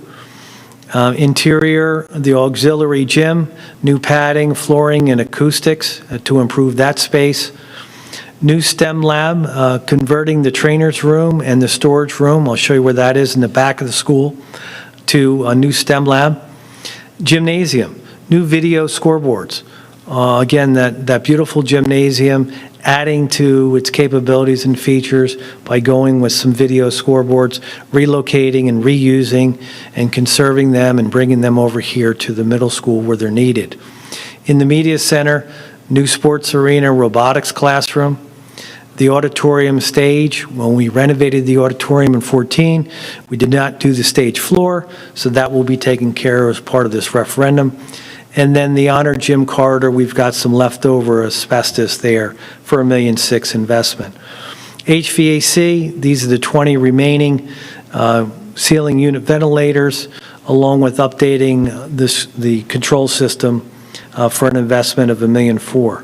So at the high school, because it was significantly part and renovated and added to it in the 2014 referendum, the investment under this program is $3.2 million. And there you see the high school footprint, the areas in the gray. The new STEM lab is back near the old gymnasium. The auxiliary gym's off to the right-hand side. The scoreboards are in blue. And then the esports is up in the media center near the main office and entrance of the high school. So question number one. Question number one, packaging all of these things together. It's a $57.7 million initiative. It blends some new construction with renovations, which is the 29% state aid that you see there at $16.8 million and $40 million for the taxpayer. Question two. So what else did we talk about? What else was on our list? What else is needed in district? Well, Memorial School, the district, and I should pause here, they did take advantage of an early childhood grant last year, again, trying to maximize state dollars and minimizing tax impact. We brought in some dollars to do renovations and conversions of some spaces at Memorial that were offices into pre-K classrooms. So we're going to continue that theme by adding classrooms in question number 2 and also expanding the parking lot to complement the area that's in light blue. So the classrooms will be 950 square feet. That's the state model. They'll have a 50 square foot bathroom in each of the classrooms, and you can see the furniture there with the storytelling, et cetera, et cetera. And then where the word school is, that'll be the entrance, secured vestibule as you come in there with a transaction window, storage on the back. So a nice self-contained 1-story, 6-classroom addition with bathrooms, and then the site work for an investment of $5.6 million with the second question for Memorial. Eleanor Rush, We covered question number 1. That's the blue area with the classrooms on the right-hand side. So in order to equalize the 2 elementary school programs, a gymnasium is planned in question 2 for Eleanor Rush. We're expanding the parking in question 1, like I talked about before, and the loop road. So the gymnasium, and you can see the superintendent lines here a little bit clearer on this floor plan. The pickleball is the area that is red. The basketball is obviously the larger area that fills most of the gymnasium, and then we have volleyball courts in green. But it gives you the idea where the word APR addition is. That's a covered canopy. It'll be great for our students waiting to be picked up in the front of the school, expanding on the canopy that was constructed in 2014, to be waiting there under cover and protection. You can see the bathrooms there, separate entrance, same theme. Be able to lock this facility down so we can use it after hours, community use, maximize the use of this space as much as we can with the investment there of $7.3 million. On to the high school, some exciting things that are planned here.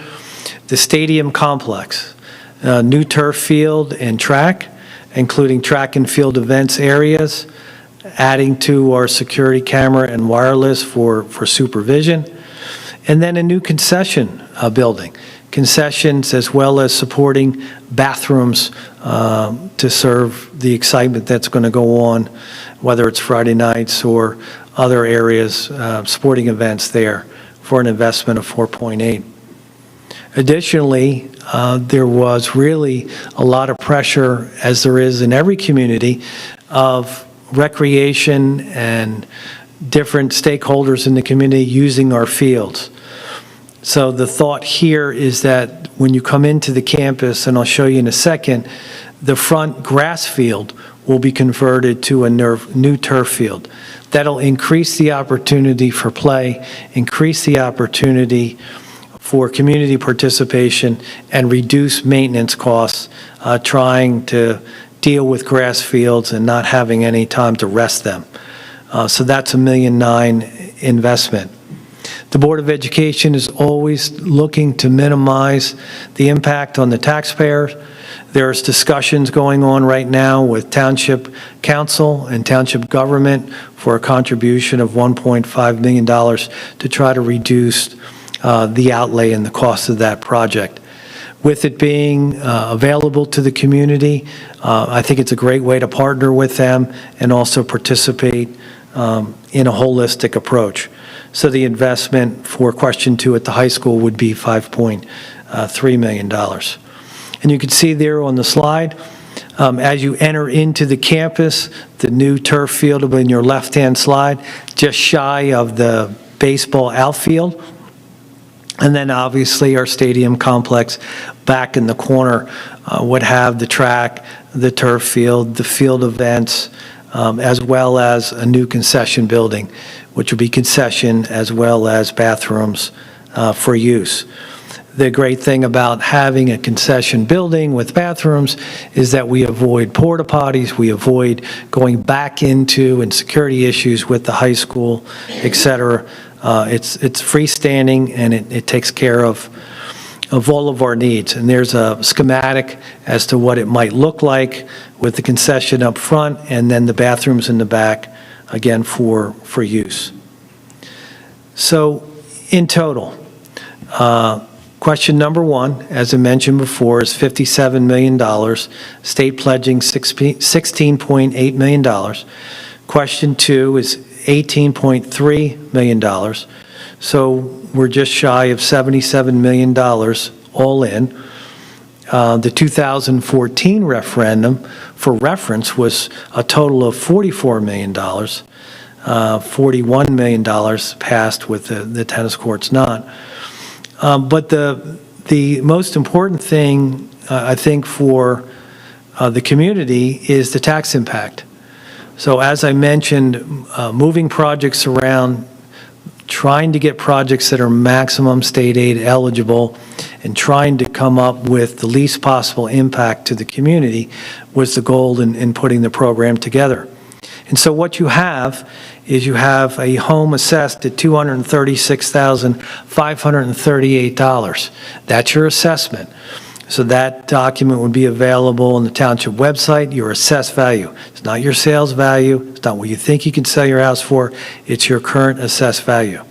So if your assessed value is that $236,538, the impact for question one for almost $58 million worth of improvements is $399.68 a year. $399.68 a year. And then for question two, which is the other projects, early childhood, the athletic improvements, that's $160 per year for the average assessed value. Now, the district's financial advisors conservatively figured these amounts based on 4.15% interest over a 25-year borrow. So how it works is the referendum is successful, and state government pays the district back debt service aid over the life of the loan, which is, in this case, 25 years. So that's the financial picture.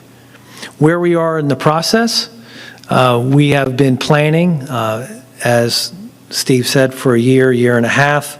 As you see there, we've got our documents ready to go to the Department of Education. They will be filed. There will be a plan for each of the schools. There'll be a plan for question one projects and question two projects. We will also make a presentation at the planning board, like we did with the last project, not only to inform the voters, but inform the land use board and hear if there's any concerns that they have. We will get those money letters back from the Department of Education. We will accept those letters with the favorable dollar amounts as I've handicapped.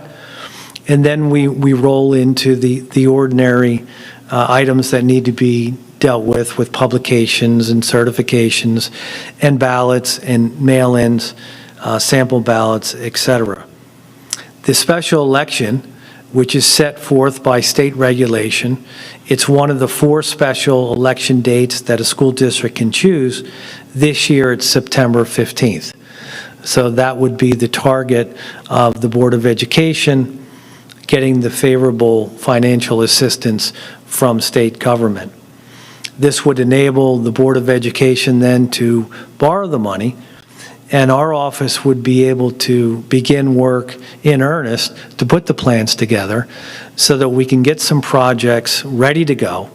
And I envision that we would focus on getting the additions out to bid and drawn up in the fall so that we can take advantage of starting those projects and creating swing space. So when we move into the inside of the elementary schools and Memorial, we'll be able to do those improvements seamlessly with space to put our students. The summer of 2027 would be really, really busy with roofing work that can't be done during the school year. And then the projects would go through 2028. So it's a big program. Every single school is touched in the program. I think the last year and a half of the debate, and that's sometimes what it was, debate about what's in, what's needed, what's out. I commend the Board of Education for the hours that they spent, the committees that we've held, the different forums, the creative thinking, the rethinking, the challenging. There's dates, you can't see it here, but you'll see it maybe at home when you pull up the PowerPoint. You can see dates on some of the slides where they've changed dramatically over time in order to get to the point. This slide's dated in November, and then we have some others that are dated here in March, right up to the last minute. So, in summary, it's been a great process. We're touching every single building.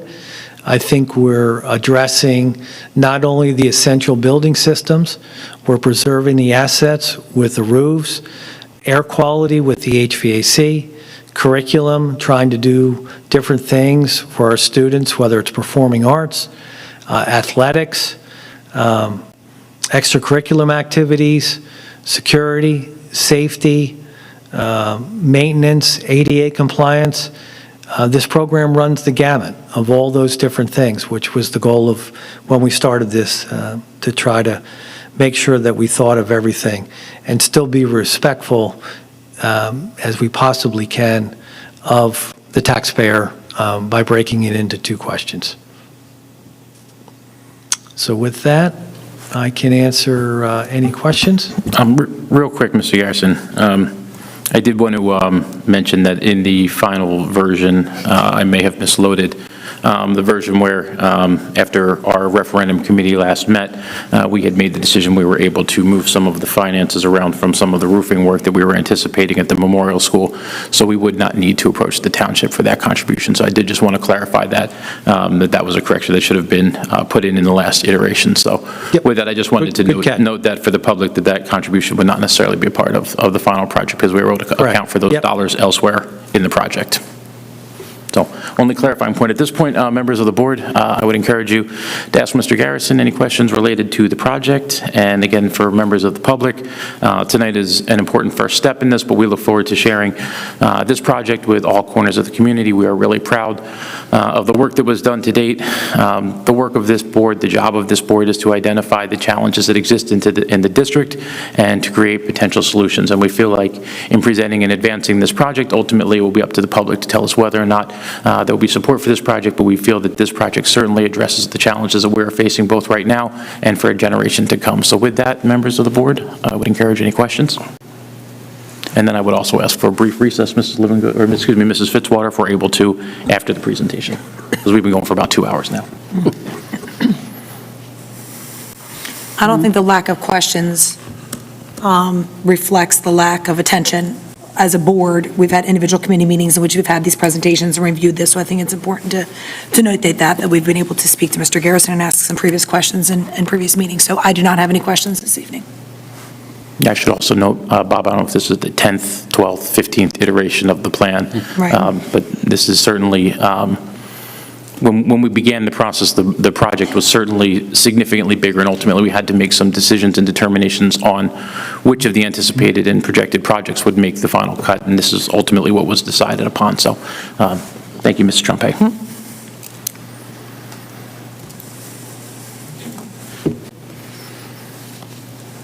Okay, everyone good? I'm good. Thank you, Mr. Garrison. Can I just make two more points that I forgot? Certainly. Real quick. One of the things is in being sensitive to the taxpayer, you see also in the slide on page 32, the borrowing capacity. I want to make sure that everybody understands that borrowing capacities are a formula of your ratables in your community. The Board of Education purposely chose not to go to the borrowing capacity of $84 million with this program. It's important to note that. It was project-based, it was needs-based, and that's where they stopped at $77 million. Also on the website will be dramatic. It will have one-page flyers. It will have a tax calculator. The tax calculator, because I just told you $236,538 is $399, and you're sitting, well, I don't have an exact assessed value of my house. So you'll be able to go onto our website, put your assessed value in there, and see that it may be $305 or $400 or whatever it turns out to be. So there'll be no question before you vote. That's exactly the impact of question 1 and question 2. When you put your assessment into our tax calculator, it'll spit out the exact amount. And I imagine that we'll link that to the township's tax assessor site so people can quickly find out what their assessment is and not have to guess or look at records that they may have received. Thank you, Mr. Garrison. Appreciate all your hard work on this so far. Thank you so much. It's great to be back. Thank you. Thank you. Thank you. All right. So we're going to take a quick 5-minute intermission, and then we'll come back and finish the work? Okay. Can't think of it. 5 minutes.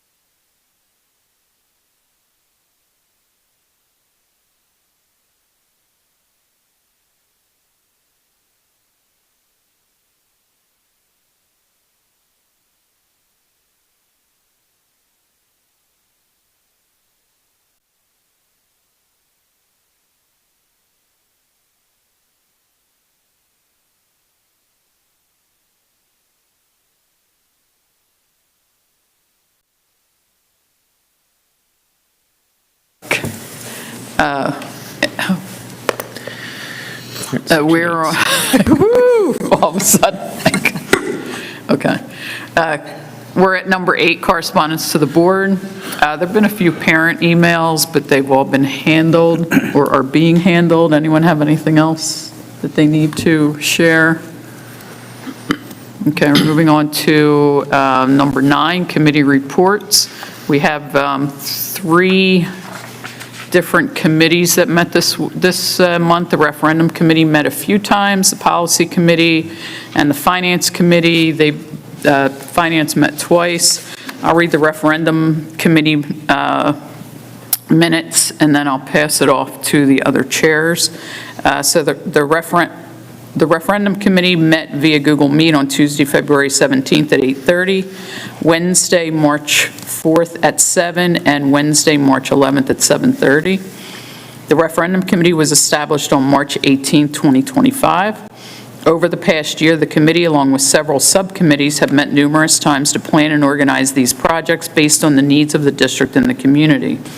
During these 3 most recent meetings, Mr. Garrison from Garrison Architects was in attendance and presented the referendum proposal broken into 2 questions. Mr. Capello and Mrs. Wilkie reviewed the tax implications of both questions. At the start of the last meeting, Mrs. Wilkie shared that Mr. Capello, Mr. Garrison, and she spoke with the other board committee members to present the final referendum projects list earlier in the week. Committee members were supportive of the list and need for the project. The referendum committee members spoke about the detailed planning that went into these project selections. There's something for every school in the plan. The referendum is on tonight's agenda for approval. If approved, the election will take place on September 15th, 2026. Thank you. We'll move to the policy committee meetings. Mr. Kenny? Thank you, Mrs. Fitzwater. The Policy Committee met on March 10th via Google Meet. The meeting began with a presentation from District Architect Mr. Garrison with an overview of the referendum projects in questions 1 and 2. Mr. Garrison discussed the improvements proposed to all 5 district buildings as well as the tax impact of the projects. Committee members asked questions about the project and rationale for which items made the final scope of work. Following that, Mrs. Wilkie gave a brief presentation to the committee outlining some projections for the 26-27 budget. The committee discussed the policy and regulation audit report prepared by Strauss Esme. The committee reviewed discrepancies between the suggested updates and some existing policies. The board reviewed a series of policies and is making recommendations on first reading tonight. Additionally, the board reviewed policies that are on the agenda, noting a review only. The committee decided to table discussion about policies 2110 and 2132. They will be addressed by the full board at a goal-setting meeting or board retreat in the future. And the next meeting of the Policy Legislation Committee is already scheduled for April 21st. That's all. Thank you. Thank you, Mr. Kenny. Mr. Bromhall has our Finance Committee meeting minutes. Thank you. The Finance Personnel Committee met via Google Meet on Tuesday, March 10th at 4 p.m. and again on Friday, March 13th at 9 a.m. During the March 10th meeting, Mr. Garrison from Garrison Architects provided the committee with an overview of the referendum projects in question 1 and question 2, as well as the tax impact. The purpose of the financial portion of the meetings was to review the 26-27 proposed budget submission. Ms. Wilkie shared the budget timeline and state aid release. The release of state aid was delayed this year and took place on March 12th. Due to the delay, the deadline for submission of the preliminary budget has been pushed from March 20th to March 27th. Ms. Wilkie discussed increase in salaries, health care, tuition, and insurance costs for the 26-27 budget year. She explained allowable adjustments that may be used to balance the budget if needed. The committee reviewed several tax impact scenarios related to the amount of potential budget cuts that would have to be made to reach each scenario. The committee members discussed the implications of the local tax levy on community members. The Finance Personnel Committee will meet again after tonight's board meeting. There will be a board meeting on March 24th to approve the preliminary budget submission. Thank you. Thank you, Mr. Bromhall. Ms. Iacone, can I have a motion to approve Section 9 Committee Reports, Item A? So moved. Second? Second. Thank you, Mrs. Trompe. Comments or questions from the board? Hearing none, we'll take a vote. Mrs. Tadley? Aye. Aye. Aye. Aye. Aye. Aye. Aye. Aye. Aye. Motion approved. Moving on to Section 10, public comments on agenda items. Moving on to Section 11, personnel, certified, non-certified. Mr. Capello. Thank you, Mrs. Fitzwater. Under Section 11, Personnel, Letter A, seeking the board to approve the one item that is listed under certificated staff in the agenda. Under Letter B, resignations, there are 7 items for consideration by the board listed in the agenda, items 1 through 7. Letter C, leaves of absence, there are items 1 through 5. They are listed by employee number in the agenda. Under Letter D, teaching overloads, the teaching overload changes are linked in the agenda under item number 1. Under Letter E, extra duty appointments, seeking the board to approve items 1 through 7 as listed in the agenda. Under Letter F, transfers, there is 1 item for the board's consideration listed in this evening's agenda. Skipping down to Section J, substitute teachers, seeking the board's approval for item number 1, A through I.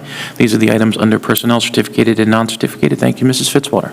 Thank you, Mr. Capello. Mr. Bromhall, can I have a motion to approve Section 11, certified, non-certified personnel, items A through K? So moved. Second? Second. Thank you, Mr. Kenny. Comments or questions from the board? Hearing none, we'll take a vote. Mr. McGuff? Aye. Aye. Aye. Aye. Aye. Aye. Aye. Aye. Aye. Motion approved. Moving on to Section 12, curriculum and instruction. Dr. Goldburn. Thank you very much. Under 12, letter A, we have the monthly professional development requests. Under letter B, the field trip requests. Under letter E, the monthly HIB report. Under letter F, the monthly suspension report. And under letter G, we have an amendment to this school calendar. Monday, February 23rd was a snow day, and this calendar reflects that now Friday, April 3rd will be a single session day for staff and students. Thank you, Dr. Goldburn. Mr. Meeker, can I have a motion to approve Section 12, curriculum and instruction, items A through G? So moved. Second? Second. Thank you, Ms. Iacone. Comments or questions from the board? Hearing none, we'll take a vote. Mr. McGuff? Aye. Aye. Aye. Aye. Aye. Aye. Aye. Aye. Aye. Motion approved. Moving on to Section 13, special education. Mrs. Llewellyn. Thank you, Mrs. Fitzwater. Under letter A, contracts, there are none. Under letter B, student placements, seeking the board to ratify and affirm a tuition contract agreement with Brookfield Academy for 1 student. Under letter C, consultant agreement, seeking the board to approve 2 consultant agreements. Number 1, First Children's Services, Learning Services, LLC, to provide one-to-one support. And number 2, Gabrielle Ciano, to provide a functional behavioral assessment. And letter D, new program request, seeking the board to approve a request to establish a newly proposed emotional regulation impairment special class program, which is in accordance with New Jersey Administrative Code, Special Education and Educational Facilities. Thank you, Mrs. Fitzwater. Thank you, Mrs. Llewellyn. Ms. Falconero, can I have a motion to approve Section 13, special education, items A through D? So moved. Second? Second. Thank you, Mr. Meeker. Comments or questions from the board? Hearing none, we'll take a vote. Ms. Tadley? Aye. Aye. Aye. Aye. Aye. Aye. Aye. Aye. Aye. Motion approved. Moving on to Section 15, policy. We do have some content there. Mr. Capello?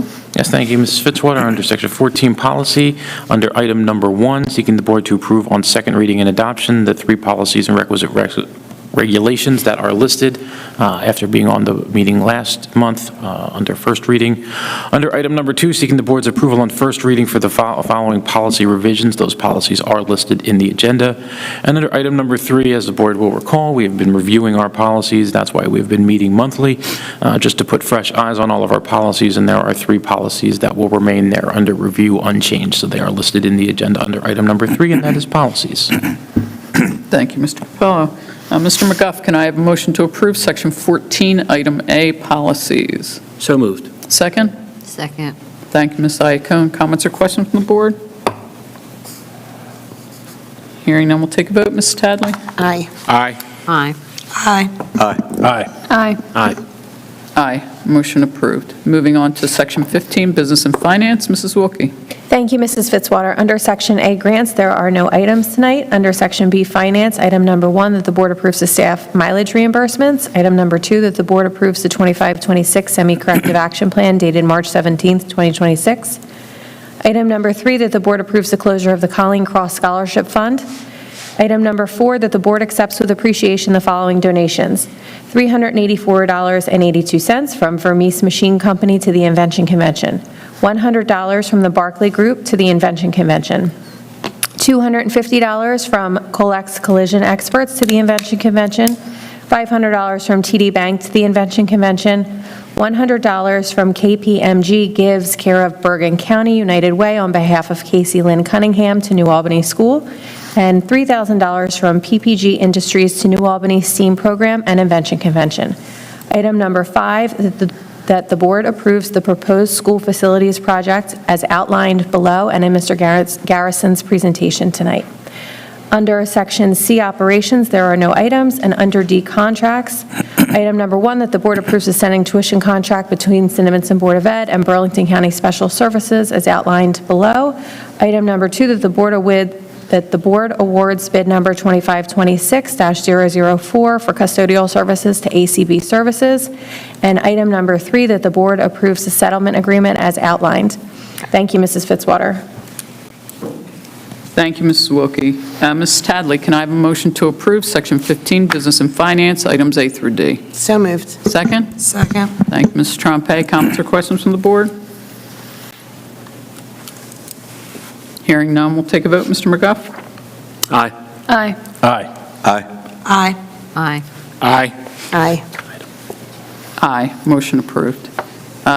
Section 16, we do not have any other business right now.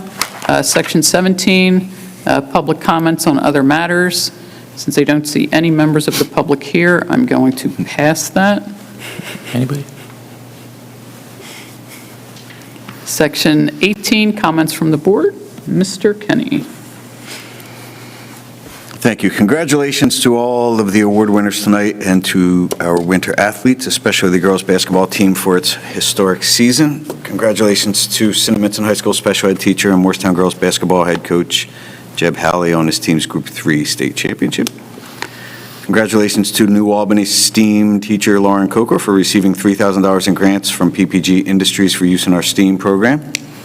And congratulations to Elizabeth McCoy and all of the contestants in the Future Chefs competition. Thank you to bus driver Brenda Brinhurst for her service to Cinnaminson school children, and congratulations on your upcoming retirement.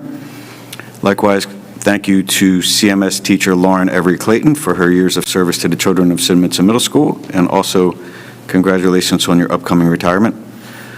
Thank you to our student representatives for their thorough reports. A special shout out to our guest student rep from Rush, Elizabeth McCoy. Thank you to Bob Garrison for the referendum presentation, and thank you for all the generous donations. Best wishes and good luck to the performers from the CHS Indoor Drumline and Guard as they host their home show on Saturday, and thank you to the many volunteers from the band Boosters. And if that's it, the next scheduled meeting will be next Tuesday, March 24th, right here in the cafetorium. This meeting will be for preliminary approval of next year's budget, and then the next regular scheduled meeting of the board is Tuesday, April 14th, and more information can be found on the district website, and that is it. Thank you, Mr. Kenny. We are going to have a brief executive session where there will be one business item afterwards. Can I have a, Mrs. Trempe, can I have a motion to go into executive session? So moved. Second? Second. All in favor? Aye. Opposed? All right, we're going into executive session.